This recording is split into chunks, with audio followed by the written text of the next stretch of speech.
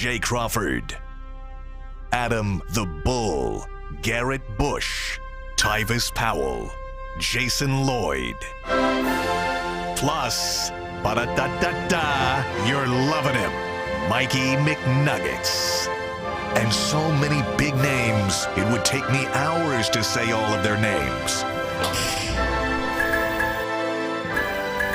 The ultimate Cleveland sports show starts now. Booyah! Welcome, everybody, to the ultimate Cleveland sports show. It's Wednesday. I'm here. G. Bush is here. Mikey McNuggets is here. Earl's still sick, I guess. He's working today. He's just working remotely? From home. Yes. All right, well, Earl, feel better. So Anthony behind the glass alone with Steve. Does that make sense? Alone with Steve? That really doesn't make sense. Yeah, they're alone in a closet behind the glass. Yeah, that's kind of crazy. Like it's usually you, Anthony, and Earl, and today it's just Anthony. He's going solo. We got a lot to get to today. Sad news this morning: Jerry West has passed.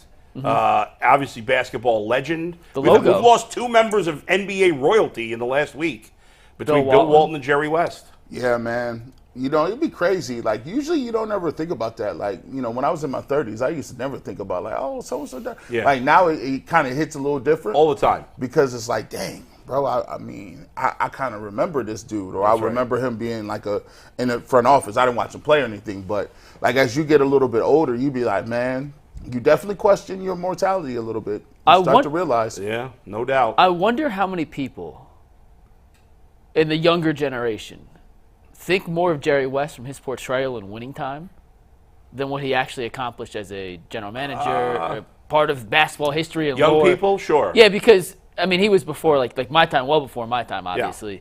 But he was an incredible player. Yeah. He's been an incredible executive. Yeah. He's the logo. Like I don't know if you just did a generic poll of random basketball fans. Do you know Jerry West is the logo? Yeah, my guess is people under 30. You may be right, as long as they watch the show. Mm-hmm. Speaking of which, I was just saying to you guys before the show started that I've been watching this show about the Clippers. They did it. It's called Clipped. Ed O'Neill, who played Al Bundy, of course, and was the patriarch in Modern Family as well. He's playing Donald Sterling. Now, I was thinking. My first thought was like, oh, he's doing a great job, and then I realized I have no idea what Donald Sterling sounds like. You didn't hear his recordings from court? If I did, I don't remember what he sounded like. So, but it feels like he's portraying the role really. I will say this based on the show. There's been 3 episodes released so far. Both Donald Sterling and V. Stiviano, who's the person that released this, both look like just the worst people. I mean, he looks worse, obviously, but she doesn't come off very well in this either. The players are interesting. They don't show a lot of basketball scenes, which is good.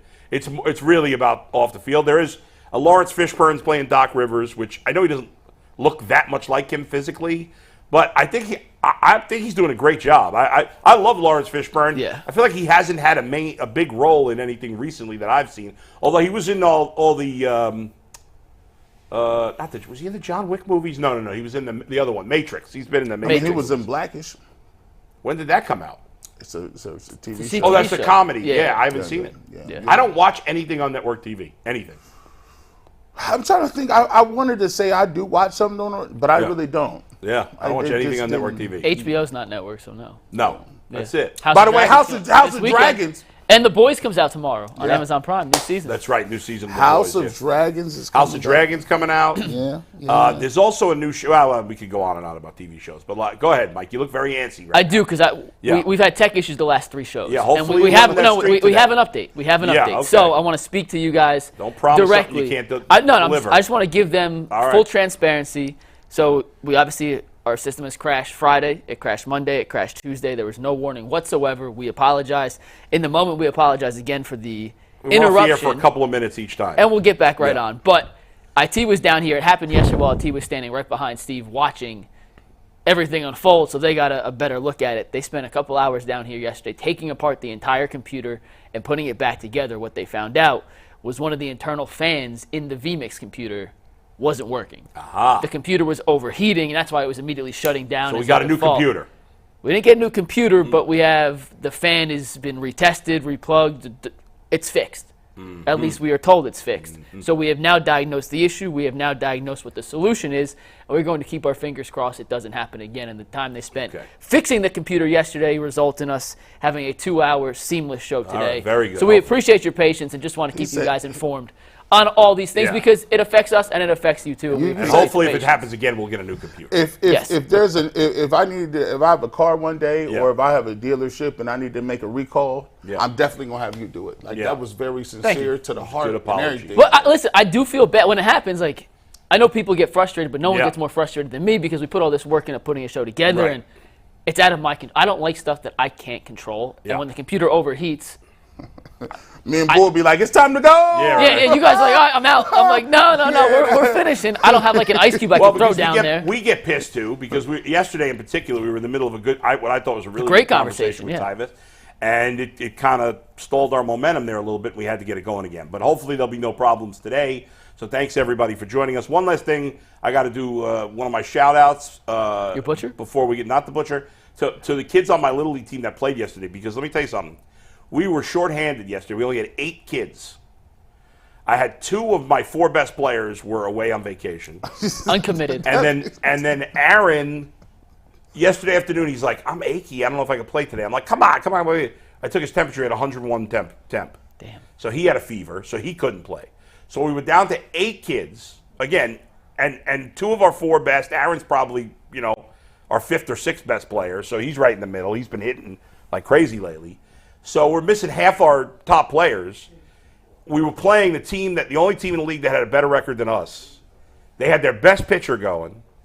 I was starting our 3rd starter because I was saving our other starter for later this week. Anyway, we were down 7-1 early. We came back in the last inning, tied the game at 7. We ended up losing in the bottom of the last inning, 8-7. But very proud of these boys. Gutsy effort. It was a gutsy effort with only 2 outfielders. We played with 2 outfielders. They scored a run with 1 out in the last inning to take the lead. If we had 3 outfielders, I think we might have caught the ball. But with 2 outfielders, we just couldn't do it. I want to know what gutsy effort there. I want to know who these kids and parents is. Y'all got a lot of vacations, bro. When I was growing up, we wasn't going nowhere. We wasn't doing nothing. We was at my grandma's house. Like, what are you talking about? Can I say that? Yeah, go for it. Yeah. And because it's a poverty Little League team, can't afford a 3rd outfielder.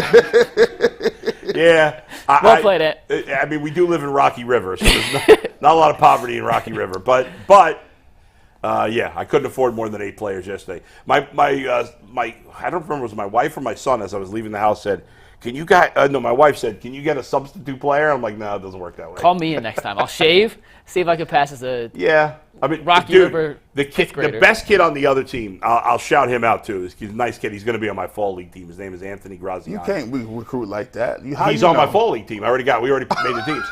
They recorded a whole video. Already did it. Already got him. This kid hit a bomb, a 3-run shot to center field against us that hit a car. In the lot where we would park? When I come to shoot your game? You know how there's like a drive area? Yes. Wow, that's a shot. It's a shot. That's a Josh Naylor home run from last night. He has 4 home runs to lead the league, which is a lot.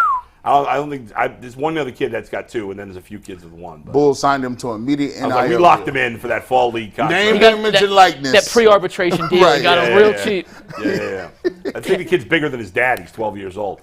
Anyway, let's go to Anthony for the first time today. What's up, guys? Anthony, how are you? Director Steve's like, hey, it's Operation Stockpile for the fall league ball. 100%, yeah. First, I want to win a summer league championship, and then I want to back it up with a fall league championship. Oh, so now summer league counts? Is that what I'm hearing? Bro.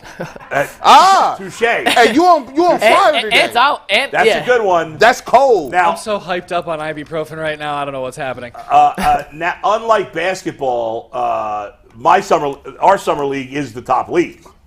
Oh, there you go. All right, guys, before we get into it, I want to remind everybody that summertime does mean baseball, the NBA Finals, and more, and you can get all of it on FanDuel. Right now, new customers get $200 in bonus bets with a winning $5 bet. That's $200 you can use to bet on everything from a finals MVP to who's going to hit one out of the park. Visit FanDuel.com/UCSS and add a big win to your summer bucket list. FanDuel, America's #1 sportsbook. All right, Anthony, let's get to Amari Cooper, guys. You got something real quick, Mike, or no? We'll save the FanDuel ticket for the next revamp. But we got a crazy FanDuel ticket. Is to it show you Tyvus's? guys. No, we're saving Tyvus's for I tomorrow. couldn't even follow what was going on there. He sent like 82 pictures of his parlay. I was confused. We'll do that later because we got to get into the clip. Right. We'll do the other one later. Yeah. But Alex Groder had a great win. We'll tell you about it coming up in the next FanDuel read. So let's talk about the Amari Cooper situation here, guys. So yesterday we learned that Amari Cooper was sitting out the offseason minicamp, or this is the mandatory. This is mandatory, yes. So he didn't go. Now, I think we start off by saying there's plenty of veteran players that don't go to mandatory minicamp. However, I think it's pretty clear that he's making a statement. G, you weren't here yesterday. Do you think there's any disagreement on that? I don't think this was random. He's clearly making a statement. He was at the Njoku softball game this weekend, by the way. Yeah. So he's in Cleveland. He's in Cleveland. What's the name? Deshaun Watson talked about it. He was like, "Yeah, we in contact with Amari. That's our guy." He's like, "Yeah, he's definitely talking about his money." When Jerry Jeudy got that bag, and it's not about Jerry Jeudy specifically, when Jerry Jeudy got the bag, it was like, yo, good and well, Amari Cooper's like, all I do is consistently give you 1,100. Yeah. Even no matter what quarterback is there, I'm giving you 1,100. Like, so he's feeling like I performed and I've done it injured the last 2 years. So for him, he's like, look, I'm gonna skip this one. We'll talk about it and see how it goes. But we already know that he's gonna be able to get the playbook. We already know he's a professional route runner. We know what his production is. So it's not like he's going to come back in out of shape and garbage. But, yeah, I expected him to not to be in regular camp. And, Mike, I assume you feel the same way? Yeah, and obviously there's been the run on wide receiver contracts. He went from being a top 15 paid receiver to he's now the 20th highest paid receiver, and that's before CeeDee Lamb and Jamar Chase get contracts. So he's going to be on the back end of 25, and he's certainly a better receiver than the 25th best receiver in football. So I think he's looking at the situation saying, look at the caliber of player I am. That does not match the current contract I'm on. And let's see if we come to some sort of agreement here. What do you think is a bigger factor for him? Is it the Jeudy contract, or is it all the contracts that have the others? Judy's making less money than Amari is this year. So I don't think it's the Jeudy contract. I think he's looking at it saying, I'm entering the final year of my deal. You look at all these other guys who got extensions this year. Jefferson, Waddle, A.J. Brown, Devonta Smith. Those guys are all a lot younger than him. And I have their ages, and they're frankly in the same tier but significantly younger. The average age of guys, and I did the math on this, boy, you'll be proud of me for this. The average age of the guys who got contract extensions this summer, 24.83 years old. Yeah. Amari turns 30 next week. Right. So there's a large age gap. There's However, a big difference. These guys have all got paid and they have similar production to Amari. Amari's not looking at his age as the reason he shouldn't get paid. Right. And a guy like Mike Evans to start this offseason got a 2-year, $41 million extension, which is the same amount of money essentially that Amari's getting right now, 20.5 versus 20 for Amari. I just think he wants to get paid like the receiver he is on the field. Okay, so if Mike Evans, is Mike Evans a fair comp? I would argue that Mike Evans has been better in his career than Amari Cooper. And he was better last year. Yeah. Yeah, I would argue that. Yeah. I think it's a good comp. Yeah. Because he's an older receiver. Generally speaking, you don't pay older receivers like that. I think he's just trying to get his last big deal. Yeah. Yeah. That's just, And I think he wants some guaranteed money because let's face it, if he has a bad year this year, he's not getting a big contract next year. Because of his age, let's say he go. I hope not. Let's say he plays 8 games and has 700 yards. Right, and he has a decent season based on the games he plays, but he misses a lot of time. Coming off missing time last year, he turns 31 at the beginning of next season. He's not getting a big contract. So I think for me, there's a couple of things at play here.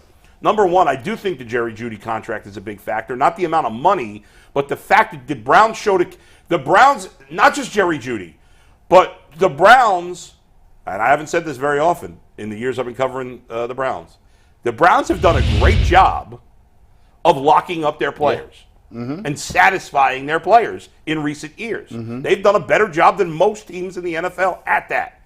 But they haven't done it with this guy. Now, we could argue that, well, this guy's going to be about to turn 30, and he's signed for this year. Why should we pay him for years 31, 32 when we don't know, when a lot of receivers go over the cliff in those years?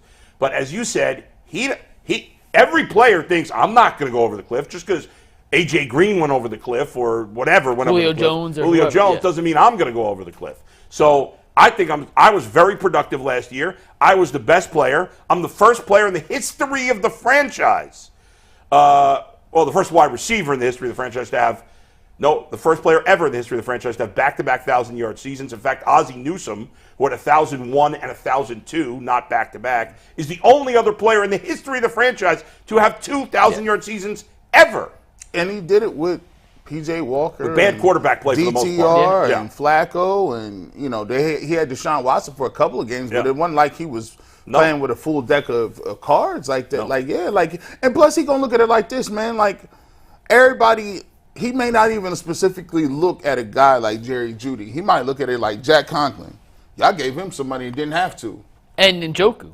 Like, they've paid guys before they've had to. Yeah. Now, Amari's the flip side of that. He's produced. You're paying now for what you have in hand, not what you hope they could turn into, like they did with Njoku, like they did with Conklin to an extent, like they did with Jerry Jeudy specifically this offseason.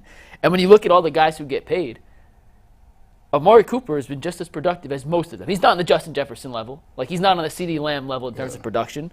But he had similar numbers to Mike Evans last year. He had similar numbers to Nico Collins last year. Jalen Waddle, he had fewer yards but more receptions. Like, he's in that same range of receiver. And when he sees everyone else get money, it's human nature to say, hey, where's my bag too? So I don't mind, and I have no issue whatsoever with Amari Cooper saying, hey, I deserve to get paid for what I've done. The question is, what are the Browns willing to do on the flip side? Right. And the Browns have set a precedent that they pay their guys. Yeah. So if I'm Amari Cooper, I understand. Now, the bottom line is he's not going to hold out during the season. No. We know this. Mm-hmm. He's not going to sit out. I guess we don't know that for sure, but I'd be stunned if Amari Cooper is holding out for a contract in season. I think he's sending a message now. I get it. I'm with him. The Browns are in a tricky spot because it's dangerous to give guaranteed money to older receivers. But as you say, you could say at least, Jeudy and Njoku, obviously a lot younger, and they were unproven, both of them. Neither one of them is anywhere close to Amari Cooper's ballpark as a player. But they were younger, so the Browns could say, well, we paid them because they're younger. But as you said, I know it's a different position. Jack Conklin was old. And although Jack Conklin in his career has been productive at times, he hasn't been that productive in recent years because he's been hurt. Yeah. So they paid an older guy who's way more injury prone than Amari Cooper. Again, I understand it's a different position.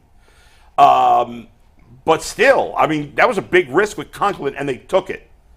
So while normally I would say, you know what?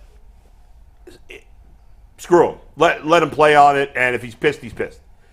I think because of the precedent the Browns have set, and because Jimmy Haslam has made it very clear time and time again that money is no object and the cap is no object. I know it's probably risky. It could end up being a mistake, but I would probably lock up Amari Cooper in an extension. And you got to think about it. They ain't even declined, no fifth-year options. Like, Newsome even got a fifth year. Right. Yeah. Jed Wills got a fifth. Yeah. So that's just basically and guys is petty. When we grow up, we get petty, man. Back in the day, I used to always say, man, I got some of the gym shoes, but I didn't get all of them. I couldn't get all of them. We had three people, three boys in our family. I was the oldest, so we couldn't get all of them like that. We got a lot of shots from my mom, and they tried. But, when you get older, there's no excuses. No. I signed in every one of my contracts, which is my marriages. I will buy any pair of shoes that I need.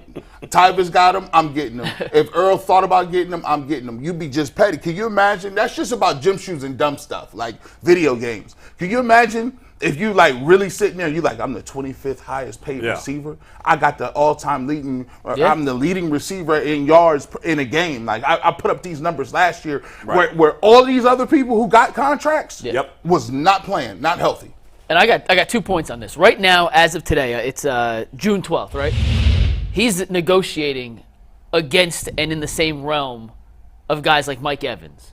And Nico Collins and Jalen Waddle, et cetera, in that caliber of receiver who got $20+ million a year. I don't know that he's those young guys. I don't know. I'm saying those are the guys that just got extensions right now. I'm saying those are the guys that he's like, hey, look what he got, look what he got, look what he got. If he has a season that's not as productive, Bull, right? Like you said, on a worst case scenario, let's just say he plays 8 games at 700 yards, for example. I'm not hoping this by no means. I'm just making the comparison. He goes into next offseason as an unrestricted free agent, looking for a contract like Adam Thielen got from Carolina, which was 3 years, $25 million. He signed it when he was 31 years old, or 32. Amari Cooper will be 31 next season when he's getting that contract. He goes from trying to make $20 million a year to make it about $8 million a So year, what you think- which is why he's trying to get his money now. So what you think? What you think the deal? Like, to me, they need to go out there and be like, listen, we're gonna give you 2 years, about 47 and a half. 2 years on top of this year?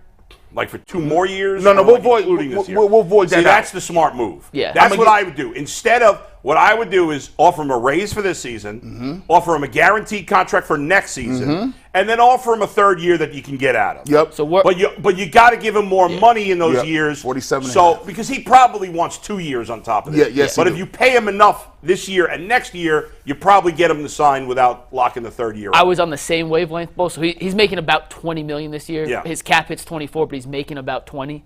If you gave him a 2-year, $50 million contract, it's more than Mike Evans. And obviously, Mike Evans signed first. The next one's always more. Right. And it's essentially, hey, we're getting $30 million this year, and you get $20 million guaranteed for next year too. Yeah. And then that 3rd year, you could finagle it, make it a void year, whatever, however you want to do it. Yep. Team option. I think that's a deal that works for both sides. And Absolutely, part of the reason I think the Browns have to make this happen, and Tyvus talked about last year, well, if you let him walk, you use that 1st-round draft pick on a receiver, right? And he just threw that as a hypothetical. There's no guarantee Jed Wills is back next season. That 1st-round pick maybe needed for a tackle. And if I'm looking, and there's more options to consider, I'm just looking at these 2 in particular. What do I think is a better option for the Browns moving forward? Either extending Jed Wills or extending Amari Cooper, even though Cooper's older. I'm going with Cooper 10 out of 10 times just because of the caliber of player he is versus the unknown And we're of only Jed Wills. talking about 1 year extension. Now, ultimately, I don't know. Maybe we're wrong, and he wouldn't do it unless they gave him 2 more guaranteed years. I don't know. But I think it makes a lot of sense to I think that's the number. 2 for 50, 2 for 52, whatever. Give him a big boost for this year, give him a nice guarantee for next year, and then essentially the Browns have an option for the year after that where if he's still good, you pick it up and you pay him. Whatever, if he's not, pay him. you get out of it. I think that's the way to go because the guy. I mean, think about his career. He's been in the league, 10 years? Yeah. This will be his 10th season. This will be his 10th. So 9 years in the league, okay? He's played. Think about the quarterbacks he's played with. Now, he had Dak. He was in Dallas for 3 years, but remember, one of those years, Dak missed most of the season. Remember, That was the Cooper Rush year. Right. So, in 9 years, he's had a good quarterback for 2 seasons, really, because 2 years with Dak. Facts. The other 7 seasons he's played with, okay guys like Derek Carr's Derek Carr was all right. Yeah. But, I mean, he's mostly played with bad quarterbacks here, or mediocre at the best, mediocre in Oakland, and then not very good that 1 year with Dallas. So that's 7 out of 9 years. You look at the numbers he's consistently put up. Listen, Amari Cooper I don't think is a Hall of Famer. I don't think. I guess maybe that's a discussion for another day. I don't think he is. It's his exclusive club. But, he's in that next group. He's like the Fred McGriff. Although, did Fred McGriff make the Hall of Fame? No, I can't remember. Baseball Hall of Fame is. He's like that group of guys who you look back and be like, that guy was a hell of a receiver. Not a Hall of Famer, but he was a consistently very good player. And there's something to be said for that because the Browns have never had a player like that. No. Not in modern history. And listen, I know people are high on Jerry Jeudy. Jerry Jeudy has proven nothing. He's proven through 4 years. And again, he's played with bad quarterbacks, to be fair. But Amari Cooper played for bad quarterbacks. I mean, listen, Derek Carr's better than what they had in Denver, to be fair, but he still put up big-time numbers with not great quarterbacks for the most part. Jerry Jeudy's put up okay numbers, serviceable, third receiver numbers. Jerry Jeudy's proven he's a serviceable wide receiver. Amari Cooper is a borderline Pro Bowler to Pro Bowler. Now, That's a big difference. Now, I wouldn't say third. Third is kind of that's Elijah Moore. I think Elijah Moore's a 4 in my mind. You guys he hasn't been a number 1, which is what you drafted at 50. Whatever. You want to say he's a 2? He's fine. a 2. But 2. Let's say Jerry Jeudy has another season like he's had, whereas 850 yards and 4 touchdowns. Hold on. If Jerry Jeudy got 850 yards, depending on what everybody else got. Yeah. Because if Amari Cooper give me that 1,100, and then Njoku giving me 1,000. Then I'm looking around like, well, look, that's not too bad, 850. It's not too bad, but I'll take the 850, and Elijah Moore give me 500-600. Do you have confidence? Amari Cooper's a number 1 receiver. Yes. He may not be at top of the 1 receiver pile, but he's a number 1 receiver. He's a bona fide 1 receiver. Jerry Jeudy is not. Now, doesn't mean he can't be, but he's not right now. No. So, yes, it's risky because of age with Amari Cooper. I would take that. What's the bigger risk? If you don't sign him and Jerry Jeudy doesn't pan out, then you got no number one wide receiver. That's a big problem. No, you tearing down Project Stockpile now. Like right. I didn't already say we need to hedge all our bets. We looking for Elijah Moore to bounce back and do something too. Well, he's on last year's contract too. Yeah, he might be looking for a new deal, and it's not going to come here. Oh, yeah. I mean, he could have a great season that changes, but right now, if you're looking at who you're going to pay, Amari or Elijah, it's not even a question. At this point, Elijah is at best their fourth option in the He got to be looking like, hey, I need to put some good stuff on film. That's what he should be doing. Right. I need some good stuff on tape. He's going to be a kick returner, I'm telling you. He's going to get a chance to return kicks this year. And he's going to be – he was really good at Ole Miss returning kicks. He's going to get a chance to do it and be successful. I'm is that the guy who you thought was? What's his name? Say we got to. Well, Myles Garrett allegedly raised his hand when Kevin Stefanski asked about it yesterday. But I think Elijah Moore is going to end up being their best returner this year. That would be kind of hard. Totally different. Myles Garrett returning kicks. All right, let's put a bow on this. Even though we all want it to happen and it makes sense to us, are you confident that the Browns will extend Amari Cooper before the season? I am confident because I don't think they could go into 2024 with Amari on the last year of his deal with the uncertainty in the rest of the receiver room, knowing this is the make or break year for Deshaun. I don't think they can do that. It can't be a distraction. Yeah, we can't do that. Come on, get that done. I'm not 100% confident they're going to do that. But, they've done a pretty good job of these extensions, so I'll give them the benefit of the doubt that they'll get it done. Anthony. All right, guys, we're going to continue with some football here. But before we do, I want to remind you guys, if you're looking for tickets this football season, this Guardian season, or even the Cavs season coming up, there's no better place to do it than Game Time. With priority last-minute deals, you can save up to 60% by buying last-minute tickets for sports, concerts, comedy, theater, and etc. Flash deals, you can save even more with exclusive in-app deals and select deals on games or events. And you can toggle the all-in pricing feature so there's no surprise fees at checkout. It's lowest prices guaranteed. All you have to do is download the Game Time app, create an account, and use code LOCKEDONNFL for $20 off your first purchase. Terms do apply, but again, just redeem code LOCKEDON, LOCKEDON, NFL, for $20 off your first purchase. Download Game Time today. Last-minute tickets, lowest prices guaranteed. Mary Kay Cabot just tweeted that Amari Cooper is not at camp again today. Not a surprise. No, not a surprise. I don't know why he would not show up yesterday and then show up today. I assume he's going to miss this whole mini camp. So there you go. All right. Deshaun Watson had some comments yesterday, Anthony. Is that correct? He did it. And so when Mike and I were talking about the show last night, Mike actually gave me this quote. I thought it was a nothing quote. So, Mike, I'm going to let you set this topic up. Go ahead, we'll be ready to play the sod. Yeah, we got. No, it's not a. It's I not thought a it was a nothing quote. Hey, to each their own. But Deshaun was asked. Deshaun was asked about. Asked by who? They only have the mic in front. They only have the mic in front of. It was in a group. It wasn't on his podcast. No. This was during his post minicamp. Got it. Media session yesterday. Okay. Couldn't tell who asked the question. They don't have mics on the reporters. They only have mic on Deshaun. Are we going to see the quote? Yeah. I mean, we can see him? Yeah, you're going to hear him answer everything. Okay, good. So he was asked essentially, hey, do you pay any attention to these quarterback rankings? The new one comes out every week. You're usually in the lower tier. What do you think? And this was Deshaun's answer. It's not a bad thing. It's not anything like that. I don't get involved with people trying to rate me places where they think I'm at the bottom of the list. It is what it is. If I was at the bottom, no one would talk about me. So obviously, if ever anyone is talking about me and going to continue to talk about me, then I must be pretty damn good. Well, does it make a lot of sense? I think it makes perfect sense. Why does it make perfect sense? Well, I understand what he's trying to say. Yeah. I'm not sure. I mean, they're listing every quarterback, so they have to mention them. Every quarterback's getting mentioned, no matter how good or bad they are in these lists, right? Actually, no. You see. What do you mean? No? You're not reading into it deep enough. He's missing the point, right? Go ahead. What's the point? Educate this man. By the way, he's not. He's full of it because he is paying attention to these things. Now, he may not be searching it out himself, but people are in his camp are telling him about these. So things. So if I watch, so they're doing these lists, right? Yeah. He at the bottom of the list, right? Yeah. But then you turn on like Fox, you turn on ESPN. Yeah. They running whole stories and pieces.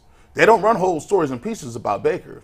They don't run whole stories and pieces about some of these other guys that are below. But are they running whole stories about Deshaun Watson right now? Who is? Hey, listen, I do Ultimate Browns. I run these stories every day. Shout out to Ultimate Browns. They're on there like the national guys. Listen, Rich Eisen. The Dan Patricks of the world. But it's not only Deshaun Watson they're talking about. I mean, but when you talk about the quarterbacks, let's be clear. Yeah. If you say who gets talked about more, Deshaun Watson or Justin Herbert? Deshaun Watson. Right, but there's a reason for that. So what Deshaun Watson is saying, as you just so eloquently put, if I was never good at once upon a time, if I was garbage and I've been terrible my whole life, they would never put me, when they mention me on the list, they would never mention me and have me in headlines, because guess what? That would mean I'm not that good. And in the league, they don't talk about not that good people. But he is getting mentioned because he hasn't been good he didn't play 3 years ago, but he hasn't been good since the 2020 season. So that's the reality.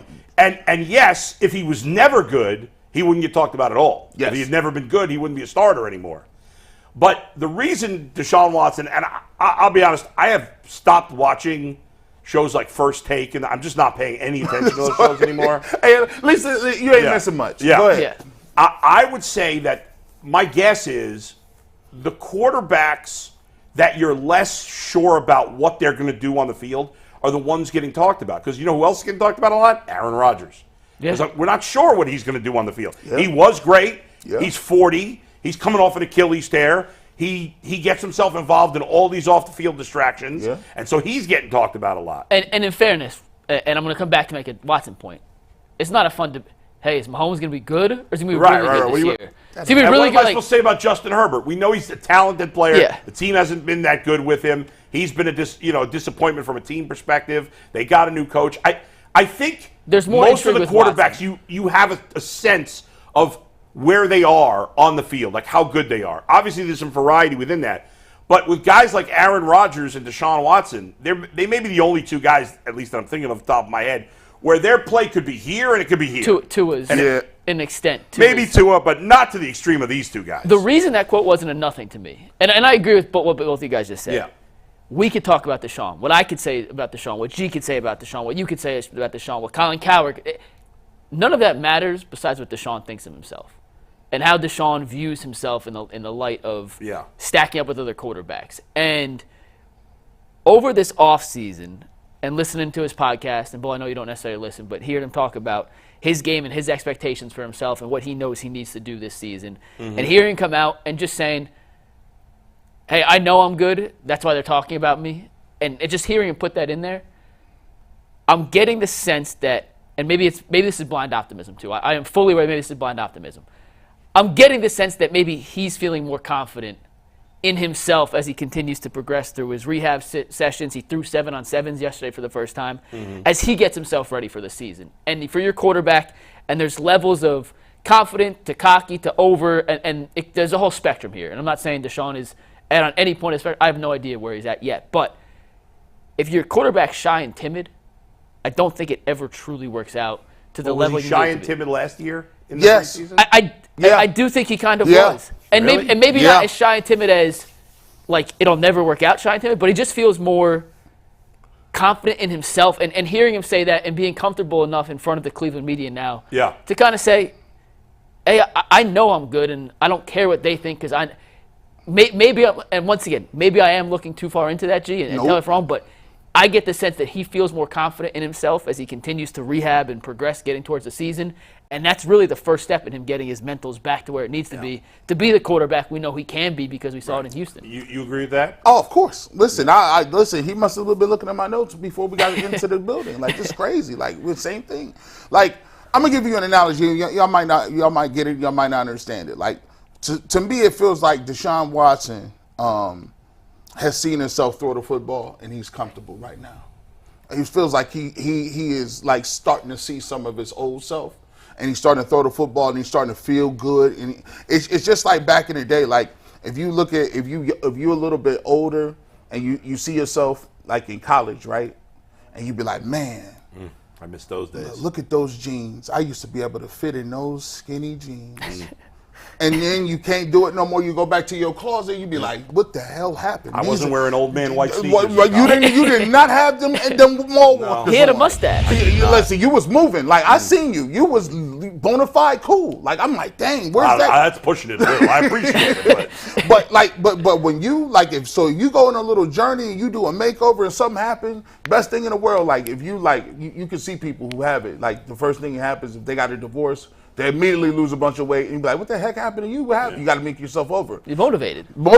But when you get back into them college jeans, you'd be like, I could fit these again. It's a whole nother story. You could walk around with confidence. You shaking hands with people you never seen before. You just feeling great about yourself. Deshaun Watson is in his college jeans. He is throwing the football around. They got an offensive coordinator who is out here putting them in the best position to make plays. He's out here with a visor on. The headband? The headband, the bandana outside the back of it. He got a little swag back. It's kind of my point. It's coming back. And I do think a quarterback, Mahomes, like the best quarterbacks play with a certain level of swag that you can't fake. You can't fake that. And for whatever reason, and once again, I understand it may be blind optimism, Bo, and I am fully aware of that. Yeah. But to me, it just seems like he's getting a little bit of the swag back that he needs to compete at the level we saw him compete at. I need that. I hope you're right. I want to have this blind optimism that you guys do. I feel like we were saying kind of the same stuff last year. Maybe I'm wrong. I hope I am. And I'm not saying he doesn't have confidence. I'm not saying that. I'm just saying I'm not sure he sounds any more confident to me than he did last year. Maybe you guys have a better memory than I do. My brain's all screwed up. I don't know. You could be right. I'm not going to just go along because I just don't remember it exactly. Last year, I heard a lot of, I'm just going to take it one day at a time. I'm going to take it one snap at a time. I just want to go out there and be the leader of the team. I just want to be one of the guys. No, we don't need that. We don't need you to be. No, that's true. We don't need none of that. We don't need you to be one of the guys. And he has done a lot more talking because I don't think he was doing the podcast last year. No. So that he has done more talking, and he has talked about, hey, we're a Super Bowl contender. We got all the weapons around him. He knows there are no excuses. He knows he's got to get it done. He's admitted that. I know from a financial standpoint, he's set for life. But in some ways, his career is on the line this year. That bread, like that money. Look, the money, when I met his mom, like, you know what I'm saying, we was over there and we interviewed him. Yeah. Lefties, right? That's lefties. Spot? Yep. Yeah. I don't think, like, your name and who you are and the way you looked at is different. Like, if I go somewhere and people, my mom and dad are proud of me. If they say, oh, I know your son or I see your son, that's a source of pride. But can you think of the exact opposite? Can you think every time his mom go to the store, like she don't know if somebody going to be like, I hate your son, he's a dirtbag, he's this.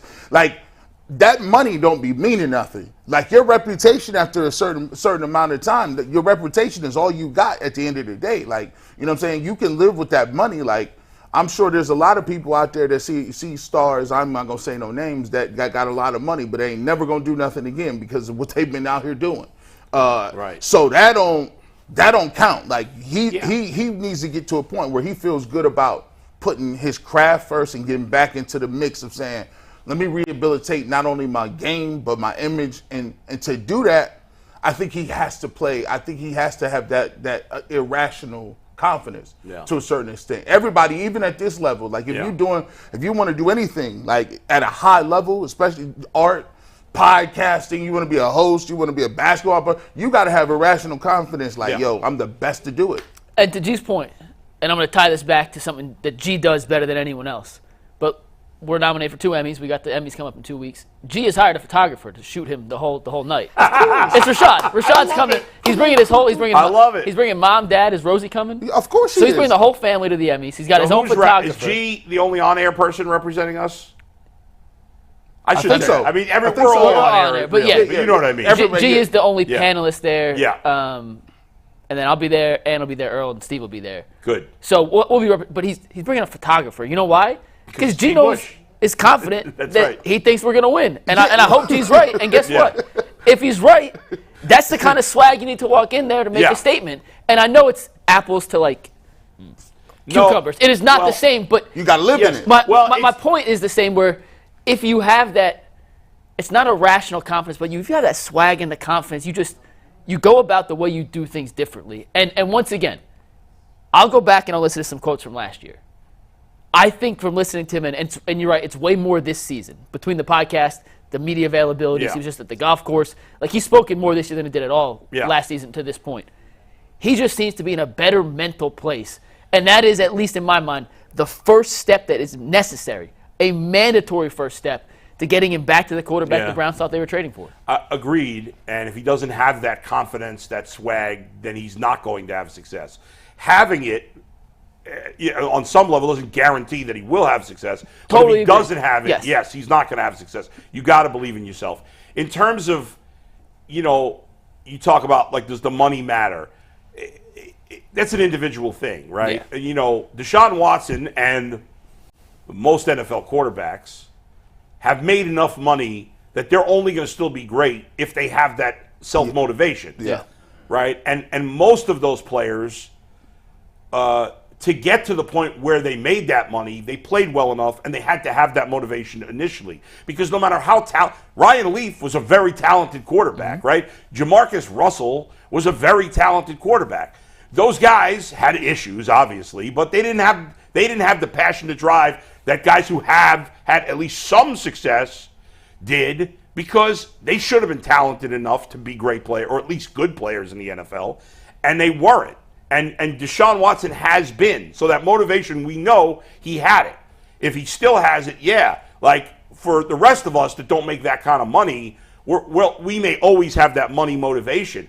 But I think, knowing G certainly and knowing you guys are both motivated not just by the money, but that's part of it. I worked at local TV for 7 years. You want to be the best. I know you want to be the best. I know G wants to be the best.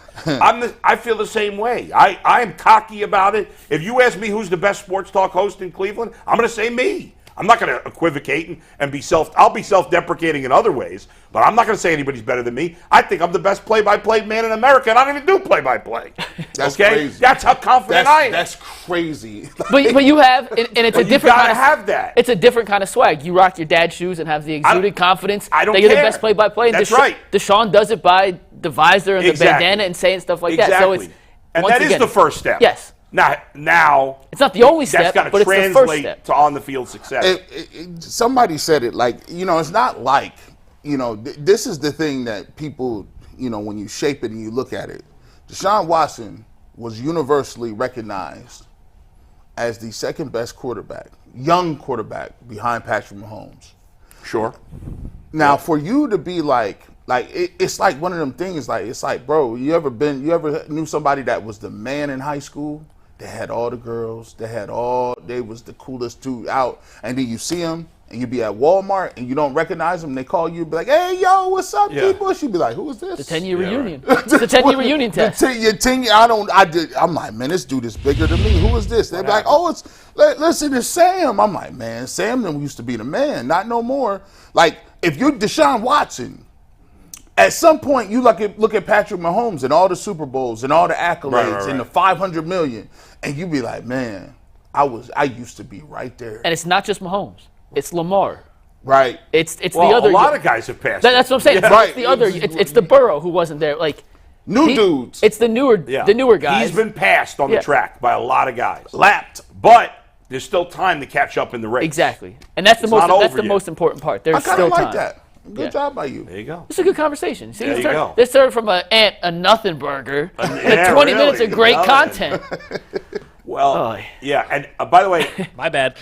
And I think Deshaun Watson knows this, because Deshaun Watson's a smart guy. He knows that he's the difference. We know. You know how we started this conversation, I said, well, Deshaun Watson and Aaron Rodgers are kind of the two biggest unknowns at quarterback this season, because they could both be really good or really bad or somewhere in between. We don't know. Like most other quarterbacks, it's a small window of how good or bad they're going to be.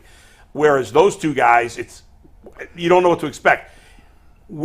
It's the opposite. The rest of the Browns roster, we have a pretty good sense of how good the rest of the Browns roster is. For sure. And we know it's good. We know that if you take out quarterback, that the Browns roster stacks up well, just as good, if not better, than almost every team in the league. So we know that players 2 through 53, the Browns are a Super Bowl capable team. But what makes them just a playoff team versus a legit Super Bowl contender is how good Deshaun Watson is. Yeah, there's other things, there's health and this, that. But the majority difference of are the Browns a playoff contender or are they a real Super Bowl contender is how good is Deshaun Watson. I'm giving you a way too early headline. This ain't even Friday. This is my headline that was supposed to be in September of 2024 when the Browns play the Cowboys. Deshaun Watson leads the Browns to a comeback victory 37-34 with under 1 minute left in the dog pound. and the headline says, "I'm back." That will start his MVP race. Because by the way, if he comes to the podium and says, "Hey, dog, I'm gonna let y'all know I'm back." Yeah, that's fire. Fire. Boy. Speaking of fire, then we'll go to the Guardians. Yeah. The Browns had their media day photo shoots the other day. Mm-hmm. Jameis Winston looks like he was born to wear a Browns uniform with the white face mask. It just looked right. Was he in fleek? I don't know what that means. He looked right. Did you just say on fleek? Yeah, he said in fleek, which is. I don't even know what I'm saying. We have I guess an intern in today from Ohio State. You should have seen her face. Completely crumbled. I'm so sorry. What does fleek mean? I'm so sorry you had to hear that. We ain't said that. Come on, that was funny. We ain't said that what since does it mean? Bitmojis was out. It's on fleek. It's on fleek? And what does that mean? And we still ain't said that in years. That's an old thing already? We've retired that. What does it mean? We don't have to talk about it because you'll never say it again. If we tell you, it's going to encourage you to keep saying it. No. No, let's just okay. Now the kids are saying skibbity. Yeah, I don't know what that means either. I don't know what that means. Sigma and skibbity. Does anybody know what the hell those things mean?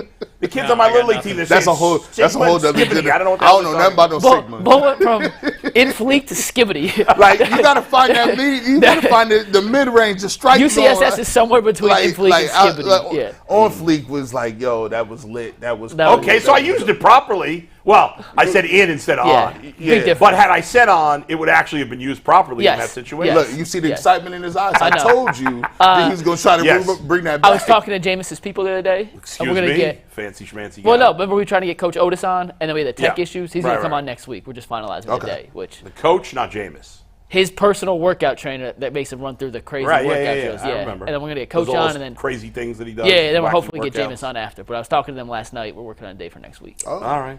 Sounds good. All right, let's switch gears here, Anthony. What do you got? Yeah, before we get to the Guardians, guys, I want to remind everybody that we have a link with Fanatics. It's fanatics.com/UCSS, and there's no better way to get your swag level up to Deshaun Watson level than going and shopping at fanatics.com for all your Browns, Guardians, and Cavs gear.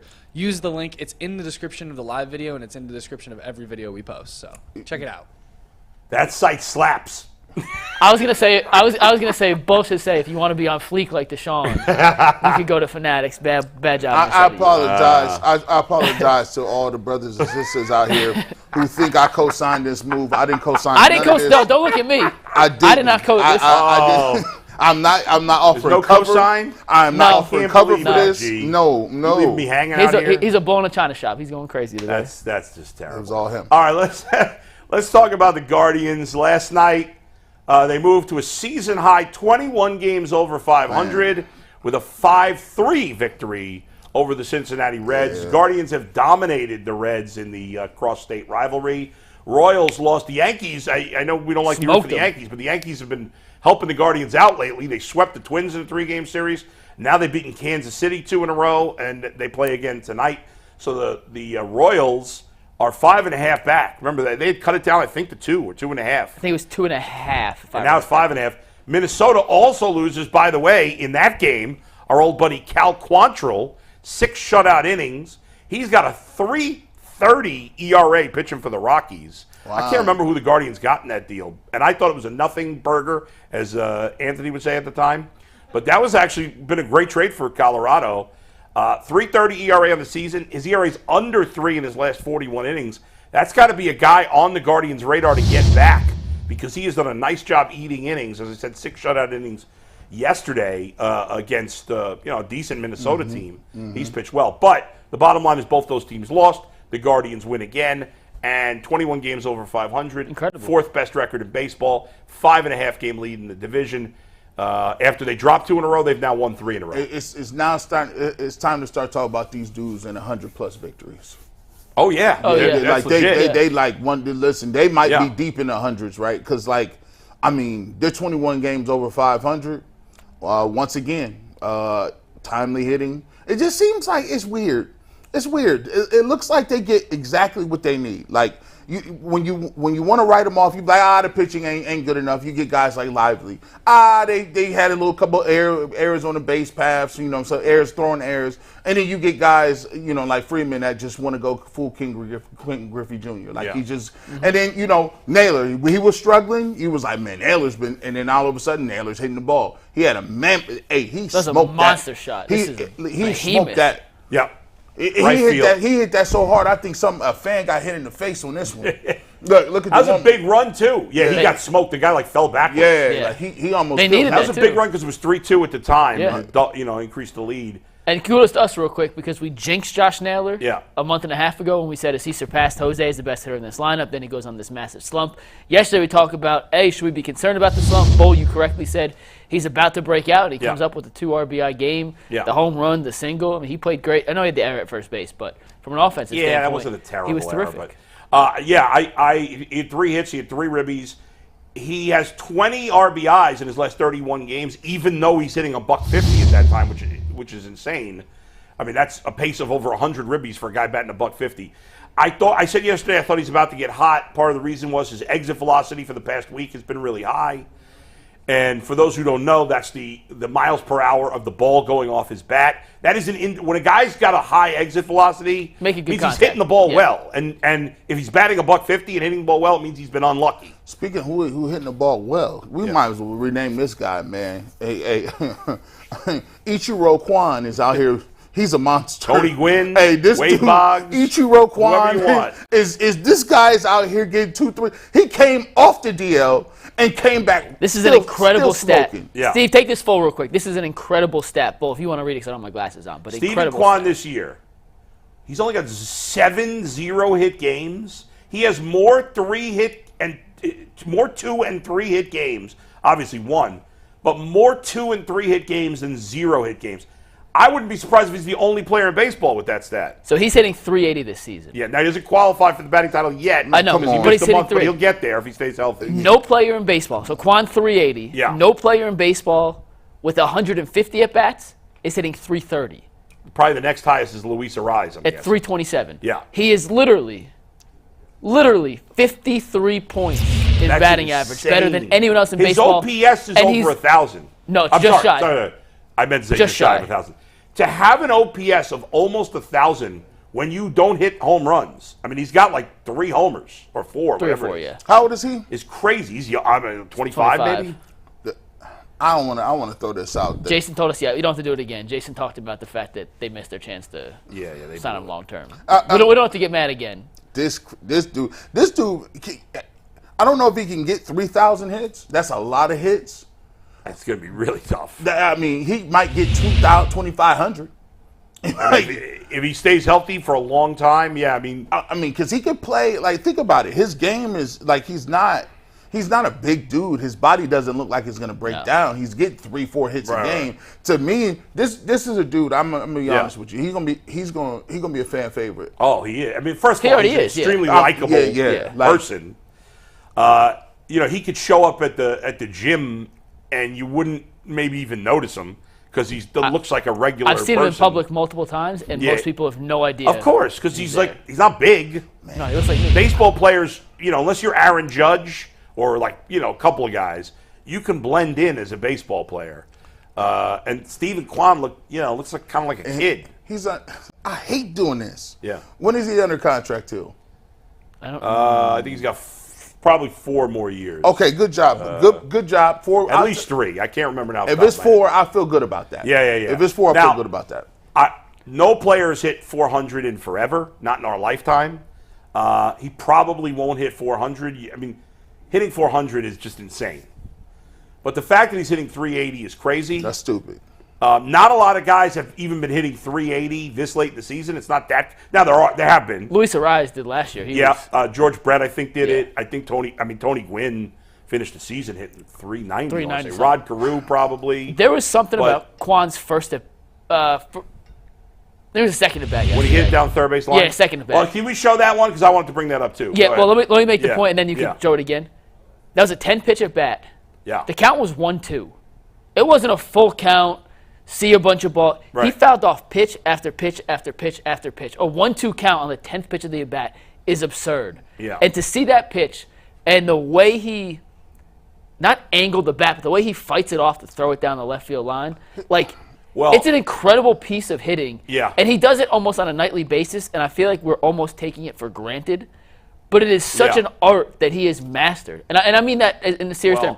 He's essentially mastered the art of getting enough of the barrel on the ball. He's not hitting 30 home runs a season. We know that. Right, but he has more power. And the last night, in the play we're going to pull up in one sec, is the perfect example of even when he's backed against the wall, 1-2 count, he's seen pitch after pitch, he's seen breaking ball, he's seen fastball, he saw a slider in the at-bat.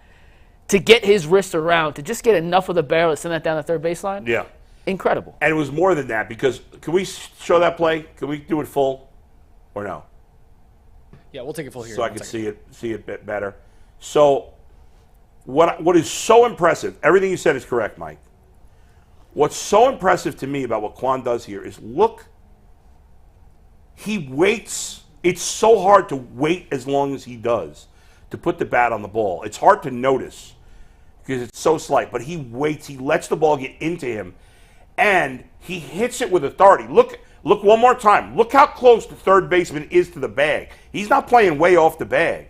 You got to hit this. He didn't hit a soft ground ball. He smoked this ground ball. He had to. Watch. Look how close the third baseman is when you see it quickly.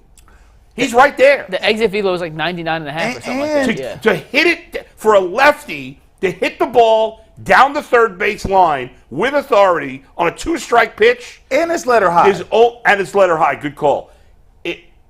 That's almost impossible. There's very few players that could do what he did. You have to be confident to let the ball get into you more. And we're talking about a fraction of an inch. The swing that inside out. He got like to get his hands in the hitting zone. Like he gets his hands and some people go up there and they just trying to hit the ball hard somewhere.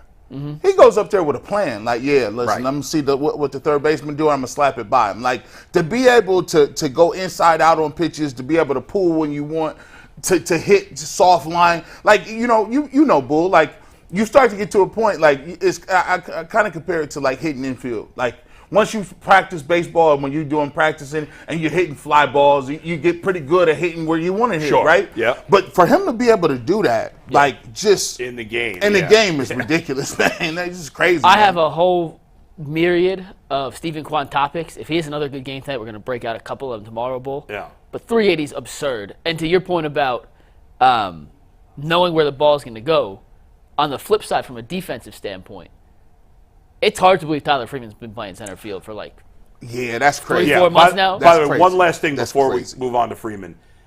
Stephen Kwan could get, in theory, can get a hit every game the rest of the year, and his batting average, in theory, could go down. Yes. If he went 1 for 3 or like, 1 for 4 1 every for game. 4, yeah. Certainly 1 for 4. Even if he went 1 for 3, his batting average would still go down. Because he's hitting 380. And he would still lead Major League Baseball in average if he went 1 for 3 the entire season. Yeah, that's how good he's been. I think he's not too far behind in terms of plate appearances to qualify. No, he needs like 23. He'll be so there. He'll get there in the next, because he'll average probably 4.5 plate appearances. So you're going to have a guy that's leading the league in RBIs, leading the league in batting average. Yep. That's kind of wild. Leading the league in saves. Leading the league in saves. And we'll get to Clase in a minute. But Tyler Freeman, who has been okay as a hitter, he's been clutch at times. The overall numbers, his OPS is below average. It's not terribly below average. 689 is not hideous, but it's not great. 6 home runs, 27 ribbies. Like those are, decent. Okay numbers. Yeah. The batting average is low, but all right, I can live with that. But defensively, he's been outstanding. And as you said, this guy had been an infielder. He'd been a second baseman. He made 2 back-to-back magnificent plays in center field. And he saved that, who knows how the game would have went. No, he saved the game. I feel confident saying Tristan McKenzie, who's been pretty bad lately, and McKenzie's given up a ton of home runs. Was that the first one? It's hard to tell. That's the first one. So the first one, I don't think would have been a home run. I think it would have been a double, right? It would have hit the top of the wall. The second one would absolutely – the next batter. This one's gone if he doesn't catch it. I still think the first catch was a more impressive catch, though. Yeah, he had more time to set. The other one was on the run. The first catch was harder, but probably hits the top of the wall. Yes. The second catch was easier. I mean, it wasn't easy. Yes. But he robbed that from being a home run, but he had time to get there, set, and jump. He is so confident. For outfielders, man, when you play the infield your whole career and you have to adjust to the outfield, catching the ball at the wall and having the sense of where the wall is so you don't crash into it is one of the hardest things to do for guys transitioning to the outfield.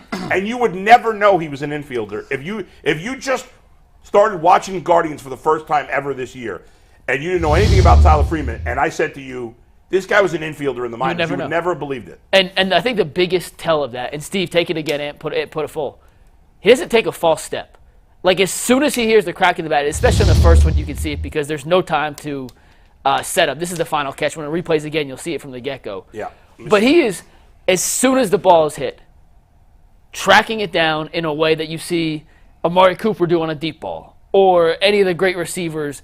This one, he had a little more time to set up, but there's not a single false step. This one with a little more time, he fails at the wall, makes the jumping catch.